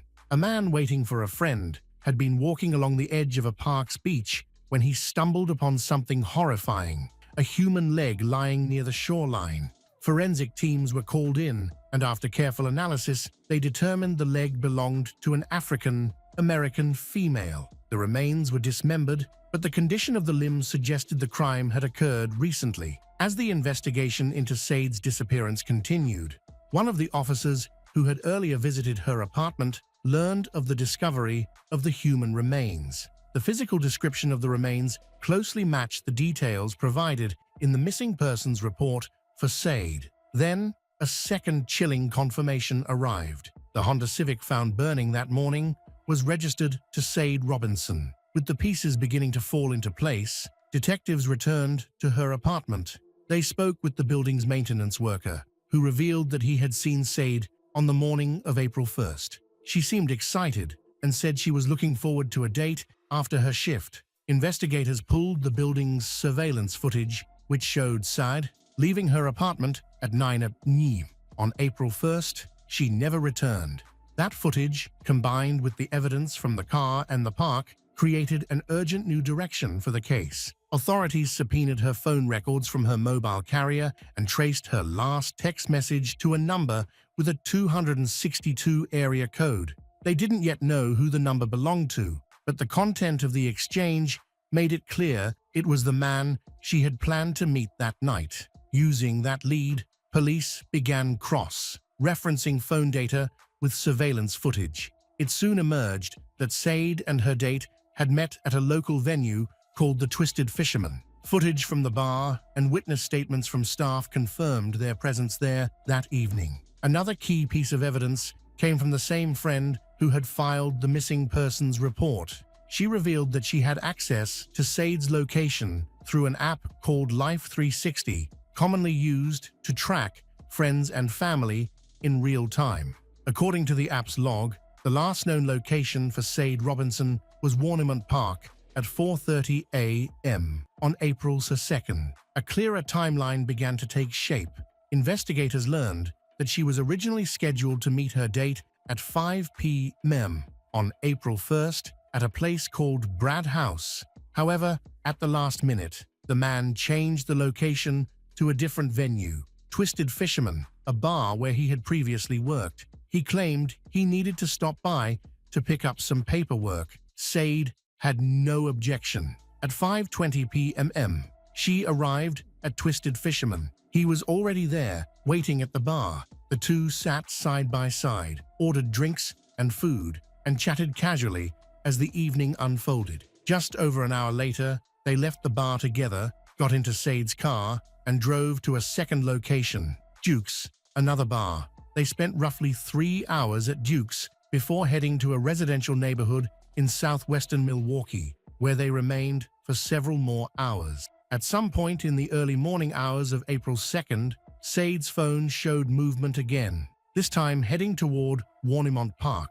At 4:35, her Life 360 tracking app went silent. The battery had died. That was the last signal the phone would ever send. All signs pointed to one horrifying conclusion. Sade Robinson had been murdered, and the person she had trusted enough to meet that night was now the prime suspect. Thanks to swift and coordinated work by law enforcement, the investigation progressed rapidly. Authorities had already zeroed in on one individual. Though his name was still unknown to the public, police knew he was the last person to see Sade alive. The evidence they had gathered was enough to obtain both an arrest warrant and a search warrant for the residence traced from Sade's phone activity. On April 4th at 1 p.m., Officers moved in, they arrived at the suspect's home and took him into custody. His identity was finally confirmed. Maxwell Anderson, a 33-year-old man and the son of a well-known businessman in the region. Following his arrest, disturbing details about his background began to emerge. Throughout his life, Anderson had exhibited a pattern of problematic behavior. His own father had once tried to help him by giving him a position in the family business, but eventually fired him, stating that he was unfit for the job. Anderson was also a U.S. Navy veteran, but in recent years he had drifted from one job to the next, working primarily as a bartender in various establishments across Milwaukee. None of the positions lasted long. Between 2014 and 2019, he had multiple arrests on record, mostly for minor offenses such as public disorder and disturbances. Investigators worked to determine exactly how Said and Anderson first met. The initial assumption was that they had connected through a dating app, but another theory surfaced. They may have crossed paths in person at one of the bars where Anderson had worked, locations that Said and her friends were known to frequent. Following the arrest of Maxwell Anderson, detectives launched an extensive search of his residence. What they found inside confirmed their worst fears. In one of the bedrooms, investigators discovered bloodstains on the bedding and on a wall leading down to the basement. That area, they soon realized, held even more disturbing clues. Inside the basement, they located multiple gas canisters and electric saws, items that raised immediate suspicion. The basement wasn't just a storage area, it appeared to have been prepared for something dark, something planned. The space, now a central point in the investigation, suggested that the crime against Said had been both premeditated and executed with chilling precision. The search for evidence did not stop there. On April 6th, just days after the house search, investigators returned to the area where Said's burned car had been discovered. Just 1 block away, they made another gruesome find: a human foot. The skin tone, size, and pink nail polish matched the severed leg recovered earlier. It belonged to Said. Meanwhile, detectives continued to comb through surveillance footage near the scene of the car fire. It was here they uncovered a critical piece of evidence. Security cameras captured Maxwell Anderson stepping out of Said's Honda Civic moments before setting it ablaze. Several bystanders in the area at the time later identified him as the man responsible. After starting the fire, Anderson was seen calmly walking away and boarding a nearby bus. But perhaps the most chilling revelation came from a key witness who knew Anderson personally. Alarmed by the news of Said's disappearance, this individual immediately went to the police. What they shared would reshape the entire investigation. A month before the crime, on March 5th, Anderson had allegedly described a plan to lure a woman to his basement, shoot her, dismember her body, and scatter the remains across the city. At the time, it seemed like a disturbing joke. In retrospect, it was a blueprint. The witness went on to describe a visit to Anderson's house just days before the murder. The basement, they said, was covered in plastic sheeting. There were 3 saws in plain view, a large tarp, and an area staged with intimate objects, further suggesting the calculated nature of the crime. Authorities feared there could be additional victims and began re-examining other reports linked to Anderson. In February 2024, a woman came forward claiming that after meeting Anderson at a bar, he invited her to his home. Once there, she began to feel unwell, leading her to suspect he had drugged her drink. She escaped before anything could happen. That escape may have saved her life. With mounting evidence, physical, digital, and testimonial, the prosecution built a powerful case. On April 12th, just 10 days after Said Robinson vanished, Maxwell Anderson was formally charged with first-degree intentional homicide, mutilation of a corpse, and arson to conceal a crime. Though Anderson continued to claim innocence, the case against him was overwhelming. On the morning of June 6, 2025, the courtroom in Milwaukee was silent and tense. Families, reporters, and community members filled every seat. After months of grief, outrage, and unanswered questions. The moment had finally arrived. The jury had reached its decision. It took less than a day of deliberation. By 9:00 a.m. the next morning, their verdict was ready. Maxwell Anderson found guilty on all counts. First-degree intentional homicide, mutilation of a corpse, hiding a corpse, arson. It was official. The man who had lured 19-year-old Sade Robinson on a first date only to brutally kill and dismember her was now legally responsible for one of the most horrifying crimes Milwaukee had ever seen. The trial had laid bare every excruciating detail.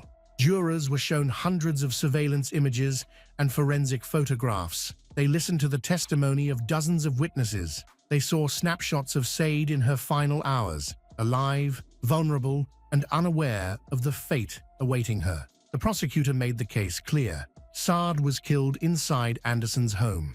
He later dismembered her body, her remains, legs, arms, torso, even her right breast were scattered across counties. Some were found in the lake, others washed ashore, and in an attempt to erase it all, he set her car ablaze and walked away. Maxwell Anderson did not testify, and his defense team called no witnesses. His lawyer claimed the murder wasn't planned. However, the evidence suggested otherwise, revealing a sequence of events that started like any other night but culminated in horrifying violence. Sade Robinson was ambitious and full of potential. She was a student at Milwaukee Area Technical College, held 2 jobs, and was actively shaping her future. That future was taken from her. Now, justice has been served. Sentencing is scheduled for August 15th, but for her loved ones, the real sentence is something far greater: life without her. In some countries, strict control is a deeply ingrained part of the culture and customs.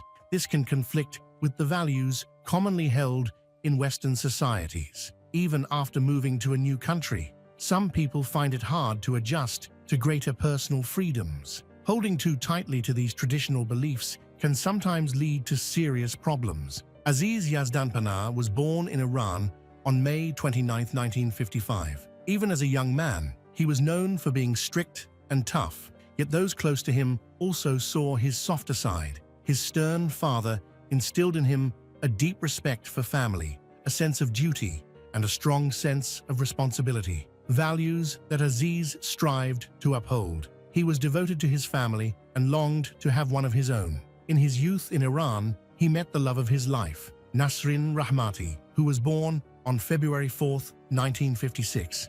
After dating for a while, they married, marking a new chapter in both their lives. Together, they decided to make a radical change and start anew in the United States of America. They successfully immigrated and settled in Grapevine, Texas, a small, pleasant town. Later, Nasrin's sister and her husband joined them in the U.S. There, the family continued to build their lives, raising 2 children. At the time of the events in question, their daughter, Nona Yazdanpana, was 19, and their son, Ali Yazdanpana, was 14. Upon arriving in the U.S., Nasrin became a homemaker, dedicating her time to raising their children and managing the household.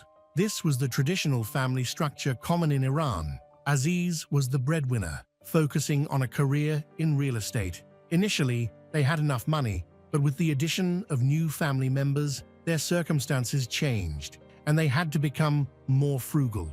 Although Aziz didn't outwardly appear strict and authoritarian, this became apparent to those who knew them well. This dynamic reflected the cultural influence of their upbringing. To the outside world, they seemed like a typical family pursuing the American dream. However, Nasrin couldn't help but notice the greater freedoms afforded to women in America compared to Iran. She desired more independence, but Aziz staunchly opposed it, clinging to traditional gender roles. Beneath the facade of an ideal family, problems began to mount. Soon, Aziz faced a series of setbacks. They had purchased a large family home, and as the children grew, their expenses increased. Furthermore, Aziz's ambitions exceeded their financial means, and he struggled to achieve the level of income he desired. Nasrin offered support, but Aziz grew increasingly discontented. A significant blow came in 1996 when Aziz was convicted of tax evasion and ordered to pay a $30,000 fine. He was also placed on probation for 3 years, further straining the family's already limited resources and threatening the loss of their home. Nasreen wanted to contribute to managing the budget and suggested solutions, such as downsizing to a more affordable house.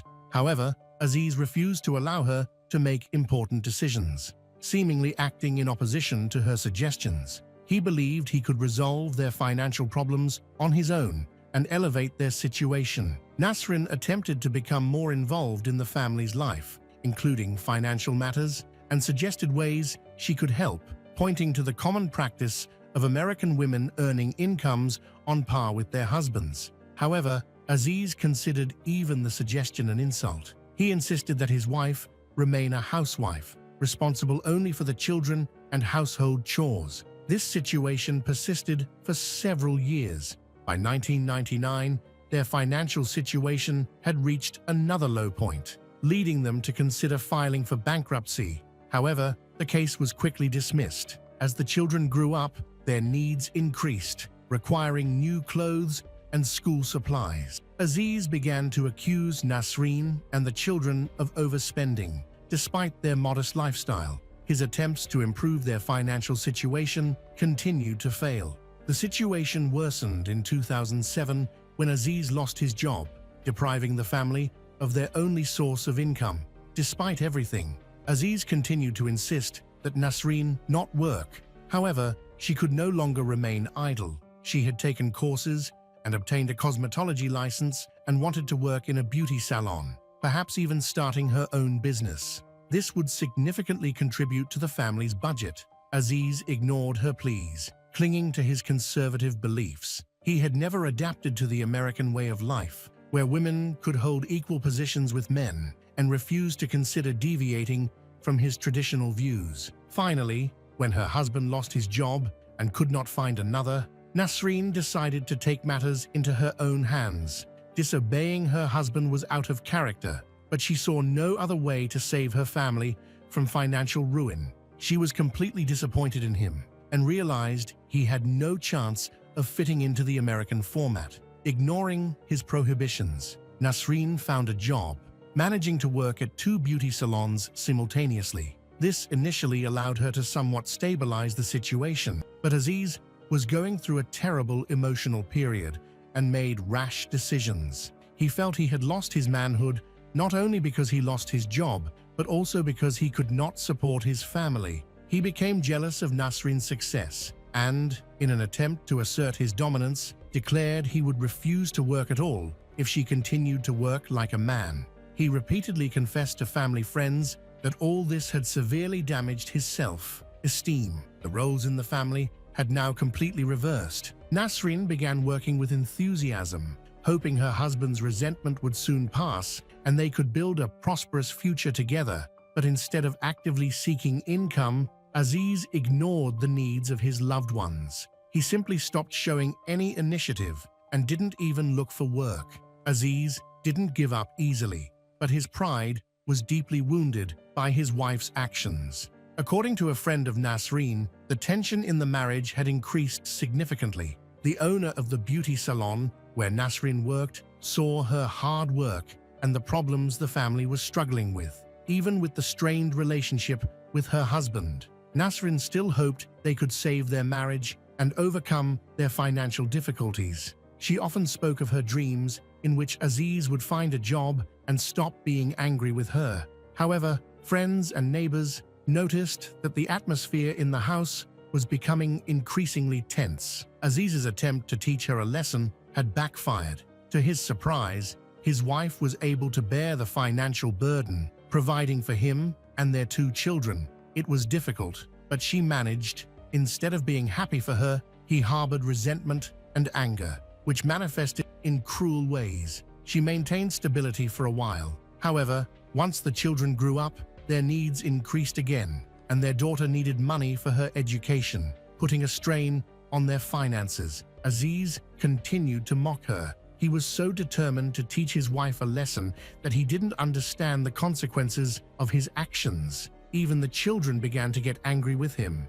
Nona and Ali were old enough to see and understand what was happening. However, his strict control did not weaken, so they did not have much freedom. Conflicts in the family home became regular. If earlier, Aziz had provoked them by blaming everyone for their failures, now the others confronted him directly. After 24 years of marriage, Nasrin stopped trying to encourage Aziz. She finally realized that he was not going to participate in solving their problems, but would continue to make them worse. By April 2011, Nasrin had decided to separate from Aziz. She and her children left their spacious family home, choosing a more modest living arrangement to avoid complete financial ruin. They moved from a two-story house of 280 square meters to a 3-room apartment, providing minimal amenities for their son and daughter. The priority was not comfort or size, but freedom from her husband, who was a burden, and increased tension within the family. They ended up about 3 kilometers from their old residence. Nasrin took out a mortgage on the apartment and planned to continue paying for it herself. Remarkably, even in this situation, she didn't want to cause a scene and simply moved quietly, without unnecessary conflict. Even the neighbors didn't immediately realize what had happened, as it was all done so calmly. They were more struck by the sudden silence, the absence of arguments in the house. Only then did some realize Nasrin and Aziz had separated. Only the closest neighbors knew the truth. Several months passed. Nasrin continued to work and felt a significant sense of relief after leaving her husband. The atmosphere in the family became much calmer and warmer. Despite financial constraints, the burden felt much lighter than when she was living with Aziz. Nasrin spent a lot of time with her family and friends. In her opinion, reconciliation with her husband was completely out of the question. From the outside, Aziz's condition seemed to have improved, but it was just an act. One Friday in March, they were seen together again. This happened a few months after the breakup. That day, Aziz and Nasrin participated in a joint garage sale, but they didn't seem as friendly and happy as before. Many noticed the tension, but Aziz avoided conflict. He tried to appear to be a good person, even attending his children's sports competition. However, Nasrin understood perfectly well that this was just a facade. She had already filed for divorce and was waiting for it to be finalized. Everyone thought that the separation was beneficial for Nasrin. Nasrin continued to work hard, and her daughter, Nona, contributed to the family income.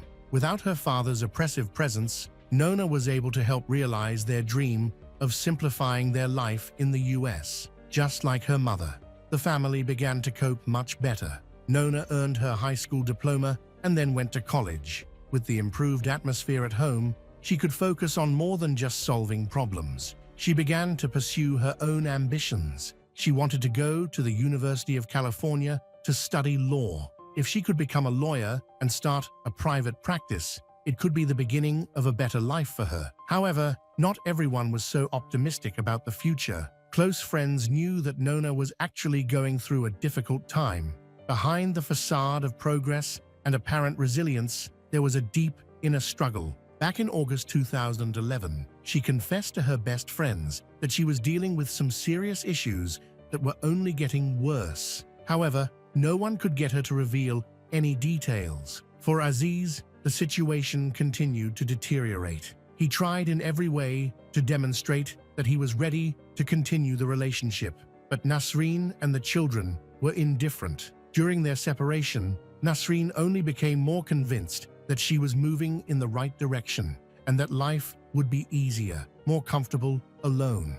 All this fueled Aziz's anger. He was still trying to repair the relationship, but deep down, he had long understood that it was impossible. Each meeting with Nasrin, where she shared her successes, only increased his resentment. All this anger accumulated, and it was bound to explode eventually. After a year of shocks, separations, and conflicts, on December 25, 2011, Nasrin decided to throw a festive Christmas party at her house, intended to gather all family members and mark the beginning of a new chapter in their lives. Everyone who knew Nasrin and the children well was invited, except for Aziz. No one wanted him to come and ruin the mood. As he usually did, Nasrin wanted to celebrate with her children. so she invited her sister, Zohra Rahmati, 58, her husband, Mohammad Hossein Zari, 59, and their daughter, Sahra Zari, 22. Unfortunately, Aziz learned about the planned Christmas party. He was furious that he wasn't invited. Despite all the pain and insults he had inflicted on his family, he believed he had a right to attend the event, and he harbored malicious intentions. At the very beginning of the holiday, around 11 a.m., there was a knock at Nasrin's door. When she opened it, she saw a man dressed as Santa Claus. Nasrin immediately recognized him as Aziz. Obviously, no one had invited him. He could ruin the family holiday, and she desperately wanted to prevent that. Aziz behaved very friendly, trying to convince her that he only wanted to surprise the children. After a short discussion, Nasrin reluctantly agreed to let him in. As soon as Aziz entered, the atmosphere became tense. Everyone, even Sarah, felt the unease. No one wanted him there. They hoped he would leave soon after offering his greetings. Sarah was texting her friends. Around 11 a.m., she wrote that Uncle Aziz showed up at a party he wasn't invited to, dressed as Santa Claus, to ruin everything.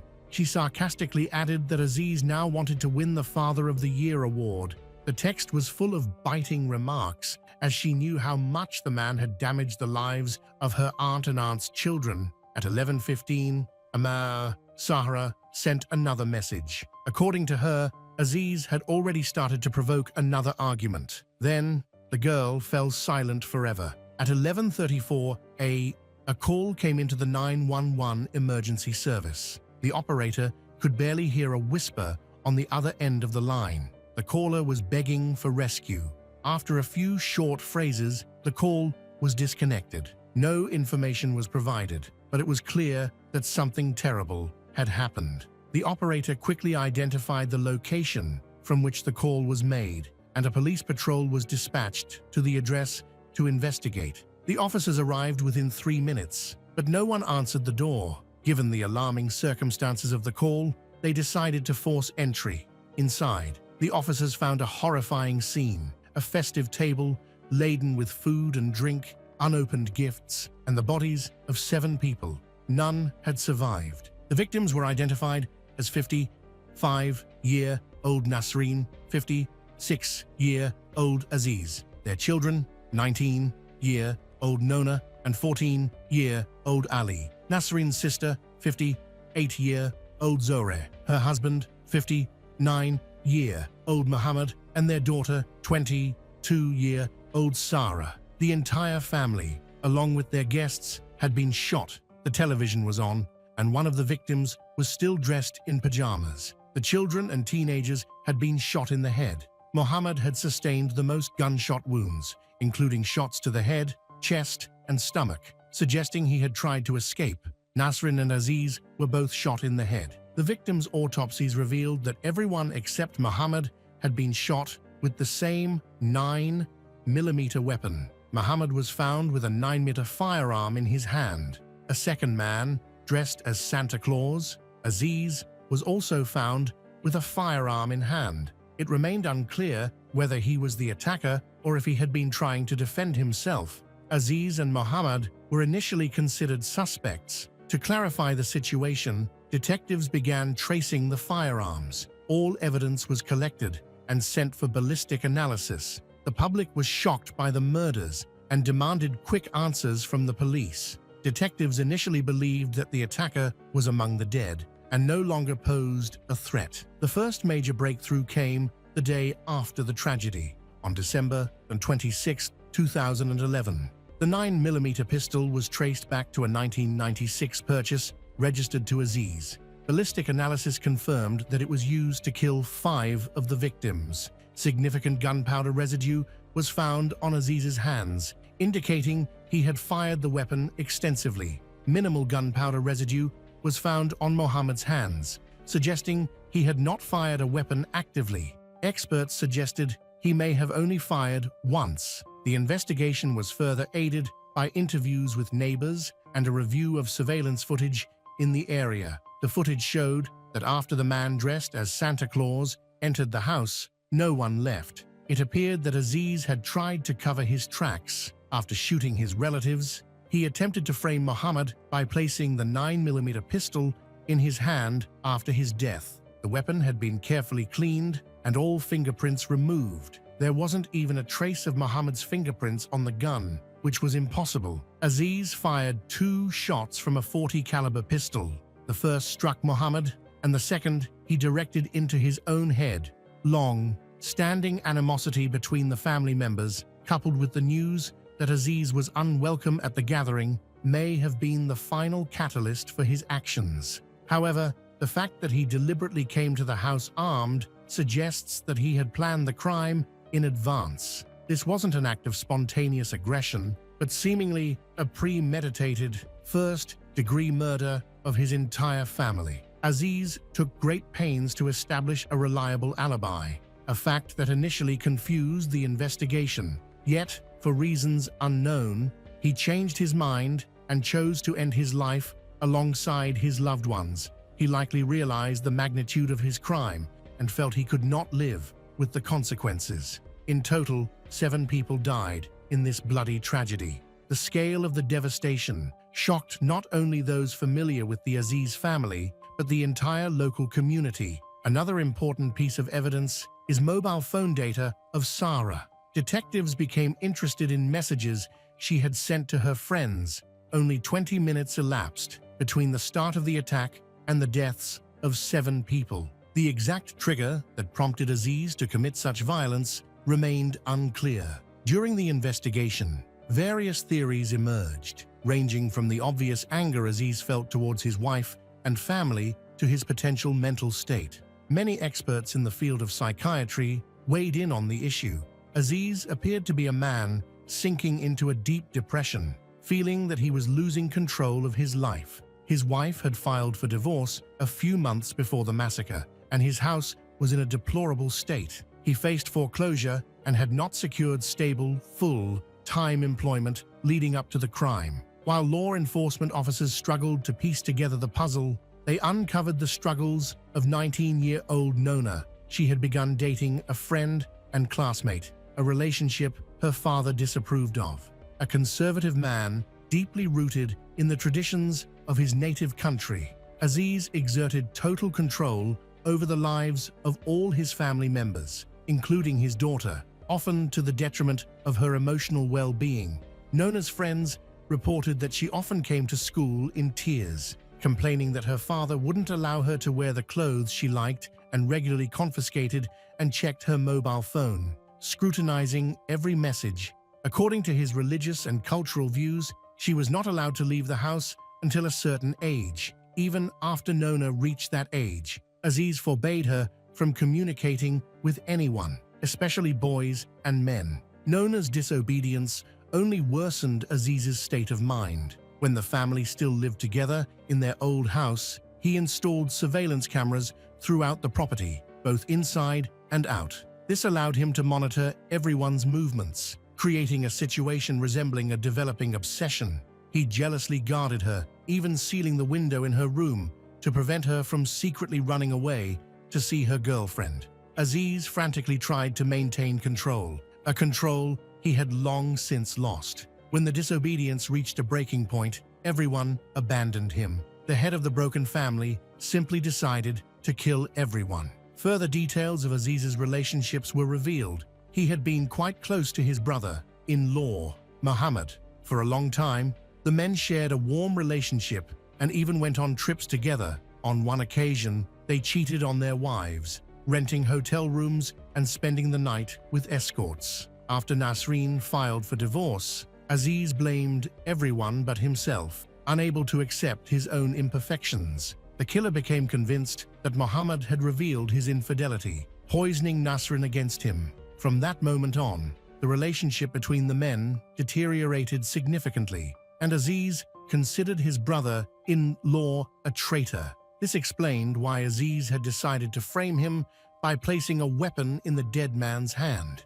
Those who knew Nasreen well had heard much about her reasons for separating from Aziz. She cited his failures in upholding his cultural and religious obligations. Instead of providing for everyone, supporting his family, and creating a comfortable home, Aziz seemed to deliberately make their lives difficult, increasing the emotional distance between himself and his wife and children. He transformed their life and everyday existence into a nightmare, pushing them to the verge of complete ruin. Instead of accepting responsibility for his actions, Aziz tried to blame everyone around him. As it turned out, Nasrin's close friends had heard many times that she was afraid of her husband. She had stated this several months before filing for divorce, and after she moved out, the situation only worsened. She tried to avoid contact with him and did not allow him into the house. She prevented him from communicating with the children. Considering him dangerous, she ignored suggestions to report him to the police, hoping he would calm down on his own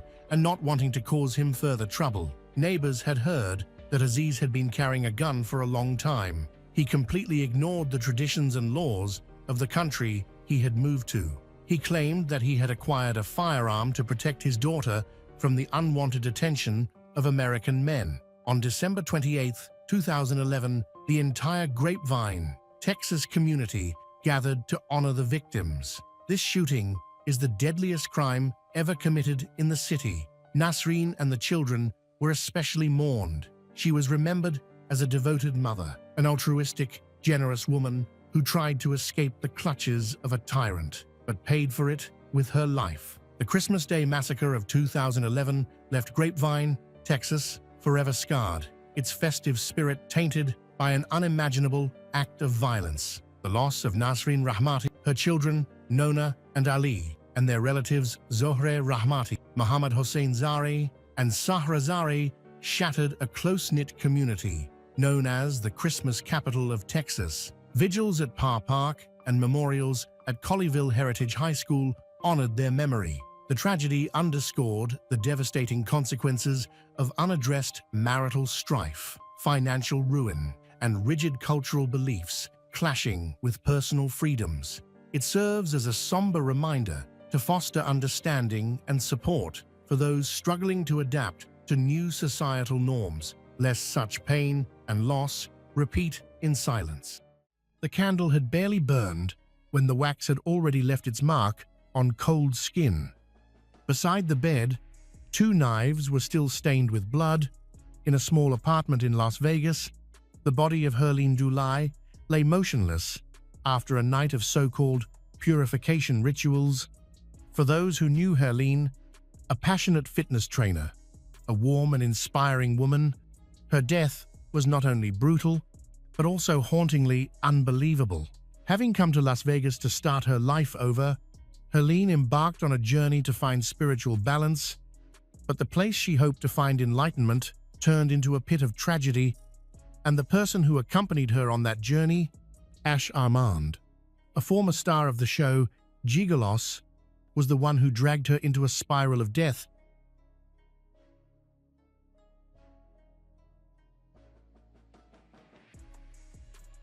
Herline Dulai was born in 1991 in Philadelphia, Pennsylvania. She grew up in a close-knit family, surrounded by supportive parents and siblings. Naturally outgoing and warm, she easily connected with people. Friends and colleagues admired her for her empathy, encouragement, and ability to inspire positivity in others. From childhood, Herline was curious and eager to explore many interests, but her deepest passion was science and health. She pursued biology in college, envisioning a career in medicine or research. Yet, after graduating, she realized that life behind a desk or in a lab was not the future she wanted. That realization pushed her to make a bold change, relocating to Las Vegas, a city known for its energy, opportunity, and relentless pace. For Herline, Vegas was more than just a move. It was a reinvention. Shortly after arriving, she immersed herself in fitness. Within months, she had transformed not only her body, but also her confidence. That personal journey sparked a calling. She became a certified personal trainer, determined to help others unlock their potential. Her career flourished quickly. Clients valued her encouragement, guidance, and unwavering support. To them, she wasn't just designing workouts. She was a motivator, a confidante, and a partner in transformation. Colleagues admired her energy, her optimism, and her unique ability to find common ground with anyone she met. But beneath the bright surface, Herline wrestled with deeper questions. After the move, she often pondered life's purpose, searching for meaning beyond her daily routines. This led her to explore spiritual practices and alternative healing. She became fascinated by meditation, energy work, philosophical ideas about inner balance, and higher states of awareness. The more she delved into these realms, the more drawn she became to the notion of transcending ordinary reality. Through this new path, she found herself in a different social circle. Among those she met was a man who shared her hunger for deeper knowledge. Their conversations revolved around spirituality, energy, and uncovering hidden truths. At first, the exchanges felt inspiring, but over time, they began to take a darker turn. Ash Armand, birth name is Akshaya Kubiak, had a magnetic charisma, confident and articulate. He could adapt to any conversation, making those around him feel seen and understood, always the center of attention. He projected the aura of someone who had glimpsed higher truths. He often spoke about consciousness, energy, and existence, eager to share his beliefs with anyone willing to listen. Herline was captivated by his worldview. She felt that he understood her yearning and that with him, she might unlock something greater. Their talks quickly evolved into a deeper connection. Together, they explored practices meant to quiet the mind, dismantle inner barriers, and reject social constraints they believed held them back. In time, however, his ideas grew more radical. He argued that traditional self-improvement was shallow, claiming that true enlightenment required abandoning fear, breaking mental chains, and venturing into altered states of perception. He insisted that real awareness lay beyond the boundaries of ordinary experience. That was when their retreats began. They ventured to remote spots outside the city, places where they could disconnect from the outside world. There, Herline experimented with new methods of self-discovery. Gradually, these practices took a more dangerous turn.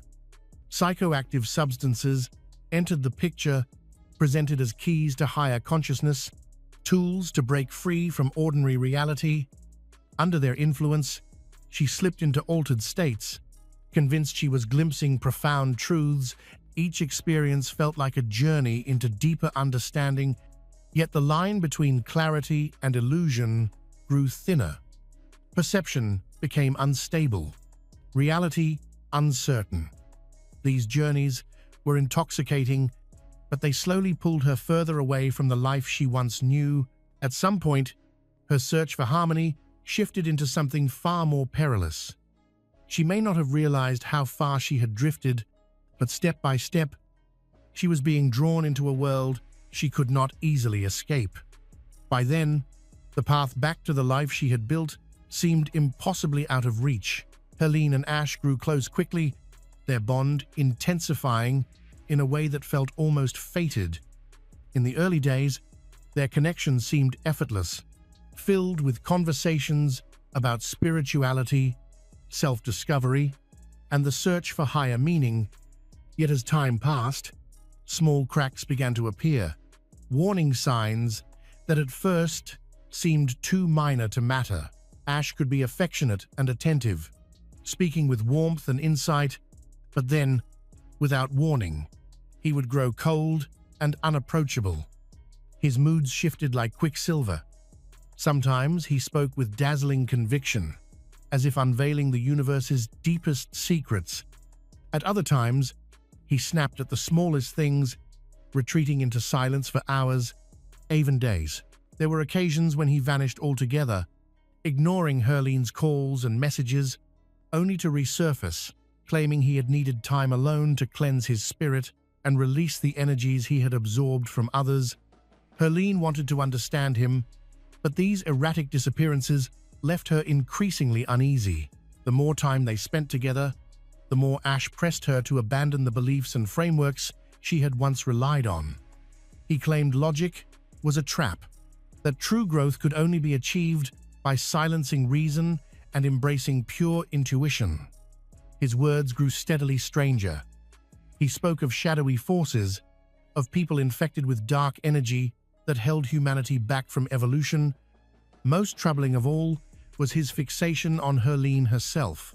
He insisted there was something inside her that needed to be purged, an imbalance in her energy field that blocked her from achieving enlightenment.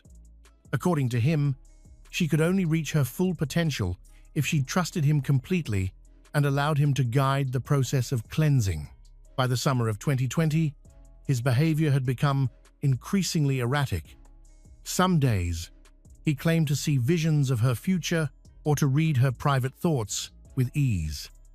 Other days, he was consumed by suspicion, demanding that she trust only him and no one else. At times, he was an inspiring mentor, radiating confidence, while at other times he was volatile, irritable, and withdrawn. What unsettled Herlene most, however, was his growing obsession with rituals. He described ancient ceremonies that, he said, had the power to strip away all inner barriers. Only by participating in these rituals, he insisted, could a person truly free themselves from illusions and embrace reality. At first, Herlene dismissed this as another one of his philosophical digressions, but soon, the pressure mounted. He began urging her to take part, telling her that only absolute trust in him could allow her to transcend her limits. Gradually, she realized these conversations were no longer abstract. His strange beliefs weren't confined to talk, they had begun to shape his every action, and by extension, their relationship. He demanded not just her attention, but her obedience. He expected her to surrender completely, body, mind, and spirit, to his methods and his worldview. On the evening of July 15, 2020, Herlene was with Ash at his apartment in Las Vegas. That night was supposed to be dedicated to what he called a spiritual cleansing session. He told her the time had finally come to cast aside all boundaries, to achieve the higher state of consciousness they had long spoken of. To prepare, he insisted that she take a powerful dose of psychoactive substances only under their influence. He claimed, could she achieve true clarity and connection with the hidden dimensions of existence? Herlene hesitated. A wave of unease swept over her. Every instinct told her to refuse, but Ash's pressure was relentless. Against her better judgment, she gave in. This was not the first time she had experimented under his guidance, but there was something different about this night. The dose was larger, more dangerous, more extreme. Within minutes, the effects overtook her. The world began to unravel. Objects blurred and dissolved into shifting shapes, sounds grew distorted, vibrating with unnatural intensity. Her perception collapsed into chaos as the drug surged through her body. Ash, by contrast, seemed exhilarated. His words tumbled out in a frantic, rapid stream. He declared that his mind had broken free of its limits, that he could see beyond the physical world into some higher plane of truth. His eyes burned with a manic light, his voice rising with fevered intensity. But for Herlene, the experience was terrifying. Her visions did not bring peace or understanding. They brought panic. Anxiety gripped her chest. Her body trembled, and her mind spun into a vortex of fear. She tried desperately to ground herself, to fight her way back to stability, but her body would not obey. The night that began as a promise of enlightenment was descending into something darker, something from which there would be no return. Ash's behavior grew more unstable with each passing hour. At one point, he turned to Herlene with a piercing gaze, his voice low, but edged with menace. He said he sensed something unnatural about her, insisting that she was engulfed in dark energy that needed to be cleansed. When she tried to object, his agitation only escalated. He accused her of resisting, of blocking the release of negative energy. His words tumbled out faster, sharper, more threatening. With every sentence, his obsession deepened, and the atmosphere in the room thickened with dread. Herlene attempted to calm him, but his mind was no longer reachable. The stimulant had clouded his judgment, and he was consumed by the belief that he needed to act immediately. In a sudden burst of aggression, Ash seized her wrist. She tried to pull away, but his grip, fueled by adrenaline and frenzy, was overpowering. With a violent shove, he sent her crashing to the floor. The assault escalated with terrifying speed. Violence seemed to surge through him in waves. Grabbing a heavy glass candlestick from a nearby table, he struck her again and again. Her head dropped limp, her body trembling in convulsions. Yet he didn't stop. In a horrifying frenzy, he reached for knives and other objects, inflicting savage wounds. Only when Herlene's breathing ceased, when the spark of life had completely left her body, did the rampage end. A chilling silence fell over the Las Vegas apartment. Ash stood frozen, his stimulant-fueled mania slowly giving way to a grim awareness of what had just unfolded. Blood was everywhere. On the floor, on his clothes, staining his hands. The stench of death was thick in the air. For hours he lingered in that apartment, pacing, staring at her body, as if searching for a way to undo what had already been done. But there was no undoing it. On the morning of July 16, 2020, a call was made to emergency services. The man on the line, Ash Armand, spoke with an uneven tone. There was tension in his voice, but not the panic one would expect from someone who had just witnessed a tragedy. He told the dispatcher that his partner was dead, claiming it had been an accident and that he had tried to help her. But it was too late. Police arrived within minutes. Ash himself answered the door. His appearance stunned them. His clothes were stained with blood, his expression weary, detached. He showed no visible signs of panic or despair, only a cold exhaustion. Inside, the scene was one of chaos and violence. On the floor lay the lifeless body of Herlene Dulai, her skin pale, her face and neck marred by dark bruises. Her arms bore deep scratches, surrounded by smears of dried blood. The disarray of the room left little doubt. A brutal struggle had taken place, but the bathroom told a different story. It was eerily clean, almost scrubbed. Investigators noticed faint smudges of blood on the tiles, but most surfaces had been wiped. In the washing machine, they discovered clothing stained with blood. Ash's own outfit appeared to have been recently laundered, suggesting a hurried attempt to conceal evidence. 2 unlit candles stood by the bed. Disturbingly, investigators found traces of melted wax on Herlene's skin, an inexplicable and chilling detail. On the bedside table lay 2 knives, one a kitchen blade, the other a folding knife, both still caked with dried blood. It is clear that someone tried to erase the truth but failed. Officers also uncovered a suitcase packed with personal items, cash, and documents. The discovery suggested Ash had intended to flee, but had either changed his mind or run out of time. When questioned, his statements were erratic and contradictory. At times, he claimed he remembered nothing. Moments later, he insisted Herlene had attacked him first and that he was only defending himself. However, his body had no scratches or injuries. Nothing to corroborate the story of his struggle. The police kept a close eye on Ash's behavior. He showed no visible emotion, asked for no help, and never expressed genuine shock at what had taken place. Meanwhile, forensic experts continued combing through the crime scene, In the refrigerator, they discovered several bottles of alcohol. On the table, they found traces of a powdery substance, later confirmed to be a banned substance. Step by step, the picture began to form. Someone had clearly tried to destroy evidence, but the attempt was careless and incomplete. Everything pointed to the crime having been committed under the influence of psychoactive substances. While investigators documented the evidence, Ash was placed in the back of a patrol car. He didn't resist or protest.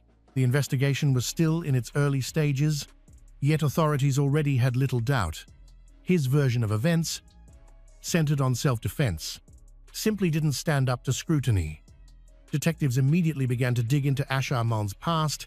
The inquiry soon uncovered striking details of his biography. Ash's real name was Akshaya Kubiak. He was born in 1981 in India and spent his early years moving between Japan and the United States. From a young age, his parents introduced him to meditation, alternative medicine, and spiritual practices.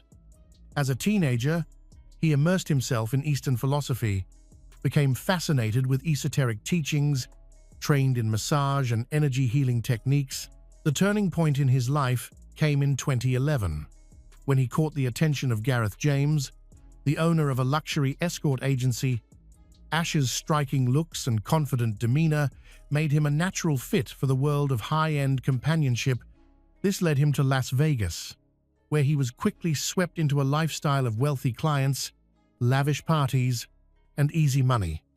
By 2012, he was invited to join the reality TV show Gigolos, which gave him both national exposure and financial success. But with fame came pressure, the constant public attention, rivalry among castmates, and the demands of the escort industry began to weigh heavily on him. To maintain his image as a desirable, larger-than-life figure, Ash turned to steroids to enhance his physique. Eventually, he escalated to harder substances. His dependence on external validation soon mixed with a growing addiction to banned substance. As the years went by, his behavior grew increasingly unstable.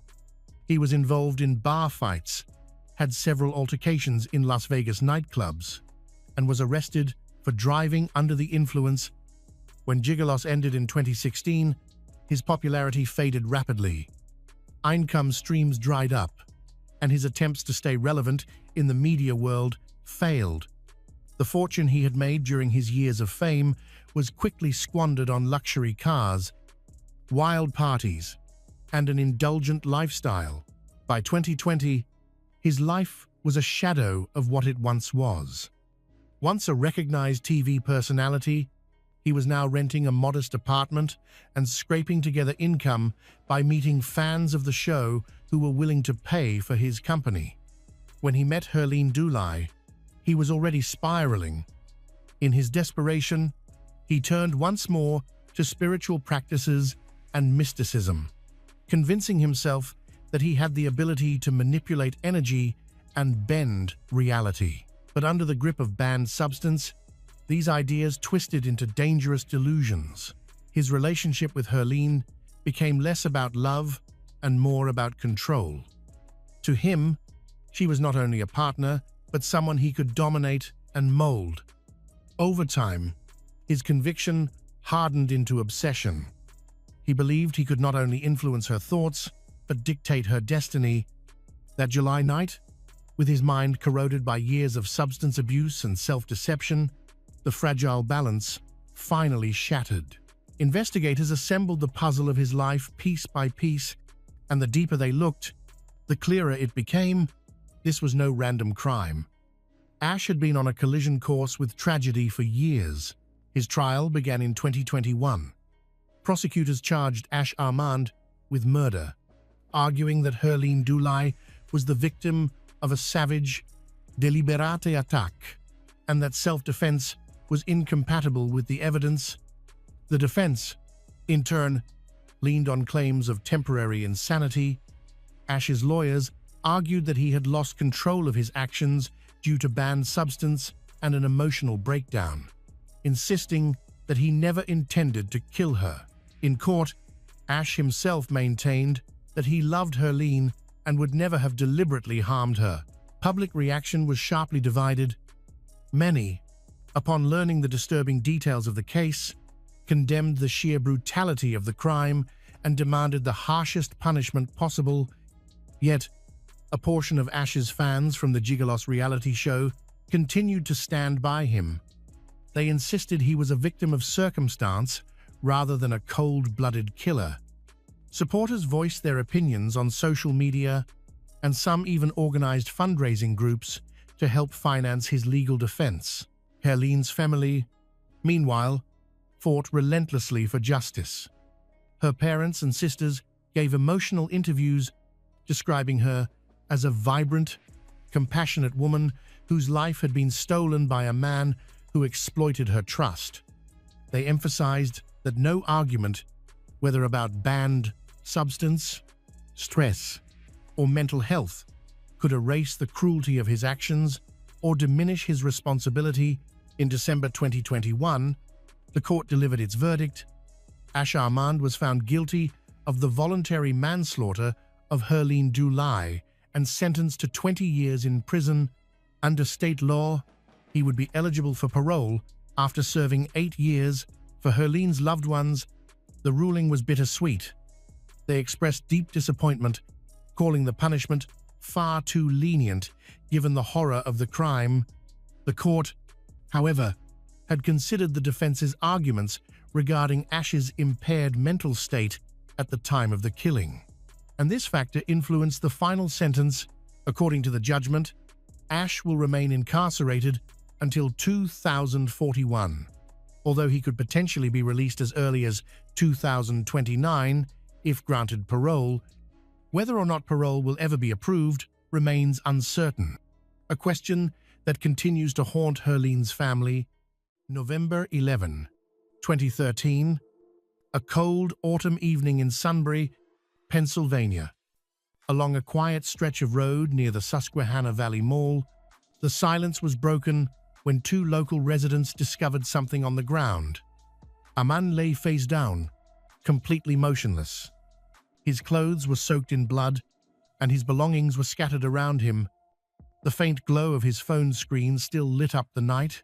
Emergency responders arrived quickly. It was immediately clear this wasn't an accident. The man had been stabbed multiple times, his body showing unmistakable signs of a brutal attack. The number of wounds suggested this wasn't random violence, but a calculated killing, designed to make sure he would not survive.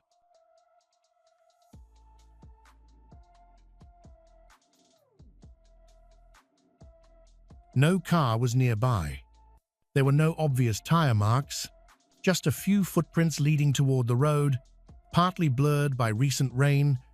The area was sparsely populated, and no one had witnessed the attack. Under gray skies and damp air, police began piecing together what they could. The victim's phone gave them their first lead. It wasn't locked, and investigators quickly saw calls from the night before. 2 incoming, 1 outgoing. The last number dialed wasn't saved in his contacts. There is nothing else to go on. It didn't take long to confirm the man's identity. He was Troy LaFerrara, 42 years old, an electrical engineer from nearby. Police didn't release much information publicly right away, but they knew one thing for certain: Troy had not been chosen at random. The killer had lured him here. To understand how the story reached this point, you have to go back almost 2 decades and more than 3,000 miles away to North Pole, Alaska. Despite its festive name and candy cane lampposts, life there is anything but cheerful. Winters can plunge below 15 degrees below zero, and fewer than 3,000 residents endure the isolation and relentless cold. It was in this environment that Miranda Barber was born in 1994. Her parents' relationship quickly fell apart, leaving her mother, Elizabeth Dean, to raise Miranda and her older sister, Ashley, mostly on her own. Their father remained distant. As a child, Miranda was diagnosed with a congenital hip disorder. The joint hadn't formed correctly, leaving her in pain, limiting her ability to walk and play. For 2 years, she was forced to wear a corrective brace, a reminder of the physical struggles she faced from an early age. Eventually, the family moved closer to Elizabeth's relatives. Miranda often visited her sister's home, where she lived with her husband, Richard Fernandez. Miranda and Ashley, just 5 and 6 years old, often spent time there after school. At first, nothing seemed unusual, but behind closed doors, Richard revealed a much darker side. Over several years, he abused both girls in ways too disturbing to imagine. He threatened them, manipulated their silence, and instilled a deep fear that kept them from speaking out. They carried the burden in silence, never telling even their mother. That silence broke when Ashley finally confided in Elizabeth. The revelation devastated her, but she acted immediately, taking both daughters to the authorities. Richard was arrested. He was convicted and sentenced to 19 years in prison. Though he was later released early, he offended again and was sent back to prison, where he remains today. However, Richard's arrest didn't erase the trauma he left behind. Healing was slow, if it happened at all. Miranda became distant, anxious, and emotionally fragile, while Elizabeth began to unravel under the weight of it all. Her dependence on alcohol and other substances worsened, and her mood grew increasingly unstable. At times, she tried to be present for her daughters, but those efforts were inconsistent and often ineffective. The home environment collapsed into emotional chaos, made worse by financial strain and the lack of any outside support. It felt as though all three were trapped in a downward spiral. When Miranda turned 9, Elizabeth made a drastic decision. They left North Pole. She wanted a fresh start, but moving away was easier than escaping the past. Ashley kept her distance, focusing on school, part-time jobs, and friends as a way to avoid the dysfunction at home. Miranda reacted differently. She withdrew inward, spending more time alone, moody and volatile. Her behavior increasingly unpredictable. By age 12, Miranda entered a new phase. She began spending time with an older crowd already immersed in smoking, drinking, and banned substance use. Despite being much younger, she slipped into the group with ease. At first, she only watched, but soon she joined in cigarettes, alcohol, pills. It quickly became normal. She started disappearing for hours or days at a time.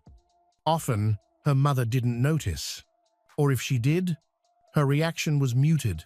Miranda would drift back home without explanation, and no one pressed for answers. School became another battleground. Her attitude grew combative. She picked fights, hurled insults, and lashed out at peers and teachers. Multiple suspensions followed. Her academics stalled, and her behavior worsened in every direction. It was around this period that Miranda began talking about someone named Forrest, a man she described as being in his 20s. She claimed he belonged to a group that practiced dark, ritualistic ceremonies, and that after participating in one of their rites, she belonged to him. She told her mother about these encounters. Elizabeth tried to intervene, forbidding Miranda from further contact. Miranda's response was to ignore. The existence of Forrest was never verified. Authorities later found no records, no witnesses, no tangible sign of such a group. To outsiders, it seemed like one of Miranda's fabrications, stories she often told when she felt neglected. But to her, it appeared real. She spoke and acted as though she had been changed by him. Her fascination with ritual, submission, and sacrifice deepened. In her mind, this was the moment she lost control. At home, there was no stability, and at school no one intervened. Miranda was in freefall. By 14, her behavior had become dangerously volatile. Her moods swung wildly, and her relationships with others were increasingly toxic. At one point, she attempted self-harm. The details were kept private, but it was serious enough to require medical attention. For the first and only time, her biological father stepped in, not to provide support, but simply to sign the paperwork that allowed her admission to a psychiatric facility. He played no further role. During her stay, Miranda was diagnosed with depressive disorder and prescribed medication.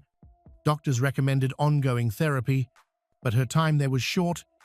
Once discharged, she returned to the same unstable home, her mother still struggling with addiction, her sister occupied with her own life. No adult provided consistent guidance or care. She never went back to school in any meaningful way. Although she was technically still in school, she stopped attending. Her education effectively ended. Instead, she drifted further into the company of older friends, her social circle shifting constantly. Her lifestyle aged her prematurely, not in maturity, but in exposure to danger. She kept using banned substance, sought out risky situations, and frequently stayed away from home. There were no steady relationships, no anchors. By the time Miranda was 17, she discovered she was pregnant. Even she was unsure who the father was. There were several possibilities, but no certainty. Still, she chose to continue the pregnancy. Maybe it was instinct, maybe a desire to hold on to something that felt real. Despite the chaos around her, the pregnancy went ahead without major complications. Though she received little medical care, on schedule, she gave birth to a baby girl she named Aria. With Aria's arrival, Miranda now had someone she was directly responsible for. But instead of bringing stability, motherhood brought new complications. The family's situation deteriorated quickly. Elizabeth was in deep crisis. Ashley had already moved out, and social services became involved to review custody. Given Miranda's young age and Elizabeth's instability, the authorities determined she couldn't raise Aria alone. Guardianship was transferred to relatives living in North Carolina. On paper, it was a fresh start, but the damage inside Miranda didn't disappear. Aria became her anchor, but not her cure. In North Carolina, Miranda and her baby moved in with distant relatives. The environment appeared more stable. Child services approved the placement and scheduled regular visits. But beneath the surface, Miranda felt detached. Once again, she withdrew. It was in this house that she met Elit Barber. He was 20 at the time and often visited because of his close friendship with one of the family members. Elit already had a girlfriend, Amy, who was expecting their child. Miranda, meanwhile, was caring for newborn Aria. Despite their circumstances, Miranda and Elit connected almost immediately. Elit had a fascination with unusual beliefs. He talked openly about cults, rituals, and symbolic power, not as fantasy, but as something real to him. Instead of dismissing it, Miranda leaned in. Her past claims of involvement with a supposed ritualistic group seemed to draw them closer. They discussed sacrifice, control, and the meaning of power, not as stories, but as shared truths. At first, Amy didn't view Miranda as a threat. The two even spent time together, walking their babies side by side. But their differences soon became obvious. Amy wanted stability. Miranda didn't. She thrived on risk and embraced conversations others would avoid. Elit began pulling away from Amy, and not long after their child was born, Amy left. She took the baby with her, ending the relationship without much explanation. Whatever the reason, the split was final. Elit stayed with Miranda. From there, their bond deepened quickly. Before long, they were living together. Their conversations about rituals became less abstract, more personal, even practical. They convinced themselves they shared something rare, different from everyone else. Their world narrowed to just the two of them. Decisions were made together. Outsiders' opinions meant nothing. They isolated themselves, spending nearly all their time alone, and spoke often about creating something meaningful, not a family or a future, but something unique, belonging only to them. Within months, Miranda and Alit married. There was no celebration, no relatives present. Most family members disapproved anyway, because of their instability, their banned substance use, and their obsession with dark themes. But they wasn't looking for approval. To them, the marriage was an act of defiance, not a tradition. After the wedding, they chose to leave North Carolina behind. Neither had steady work or prospects. Alit had little job experience. Miranda had no education, and supporting themselves seemed impossible. They wanted to escape family, expectations, and society altogether. Their destination was Port Trevorton, a tiny, isolated community in Pennsylvania. Alit knew someone there who offered them a place to stay temporarily. The town had fewer than 500 residents, no public transportation, and limited infrastructure. But for Miranda and Alit, it was perfect. No attention, no oversight, no one watching. Together with Aria, they moved into the friend's home, rent-free, retreating further into their own world. But money ran out quickly. They survived on food and essentials provided by odd jobs and the generosity of their host. Alit tried to find steady work, sending out resumes and attending interview, but nothing came of it. His lack of experience, his demeanor, even his appearance seemed to work against him. Miranda took a different route. She turned to an online classified site, a place where people posted everything from furniture, sales, to services. She created a profile, offering herself as a companion, not in an intimate sense, but for company at social events, dinners, and outings. She insisted she had done it before and didn't consider it shameful. A response came almost immediately. A man named Troy LaFerrara, 42 years old, replied. He was married, employed in the tech industry, and financially comfortable. In his messages, he expressed interest in meeting, but hinted at wanting more than just casual companionship. The amount of money he offered was substantial, far above what Miranda usually saw. That fact alone caught her attention. She showed the messages to Alit, and instead of being bothered, he focused on the money. Together, they began discussing possibilities. What started as a way to earn extra income shifted into something far darker. The idea evolved quickly. The site wasn't just a way to find clients. It was the perfect tool to set a trap. On the surface, Troy looked like a model citizen. A steady job as an engineer at an IT company, a suburban home, and a reputation as a responsible husband. Neighbors thought of him as devoted and respectable. He had no criminal record, no visible issues. But beneath that exterior, Troy was living a double life. Away from his family, he used online platforms to arrange private encounters with women.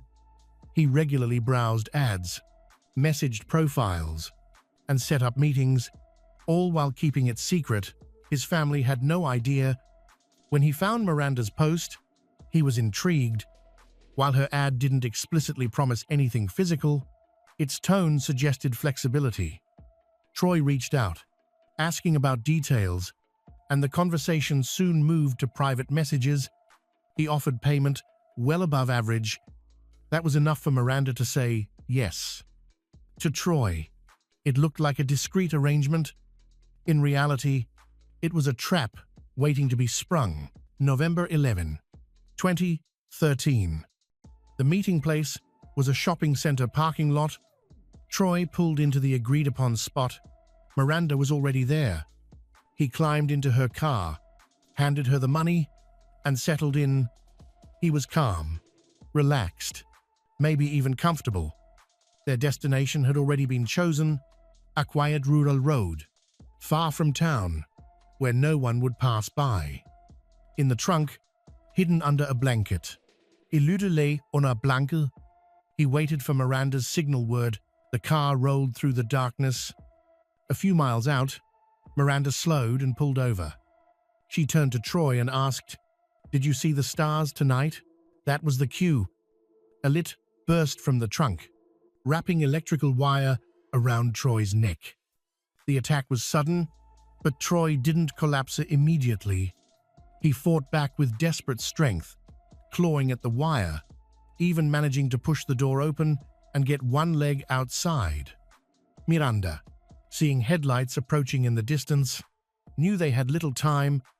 She pulled out a knife and stabbed him, again and again, in the chest, stomach, and neck. 20 times in total. The intensity of the attack revealed a deep rage. Troy stopped fighting. Elit slammed the door shut. They drove off, with his body still in the car. After several miles, they turned onto a secluded road. They dragged Troy out, took his wallet, cash, watch, and left the rest. His phone was still there by accident. They dumped the body in a roadside ditch, making no effort to hide it. Afterward, they drove to Walmart. There, they picked up cleaning supplies, bleach, brushes, gloves, and wipes. Every item was paid for in cash.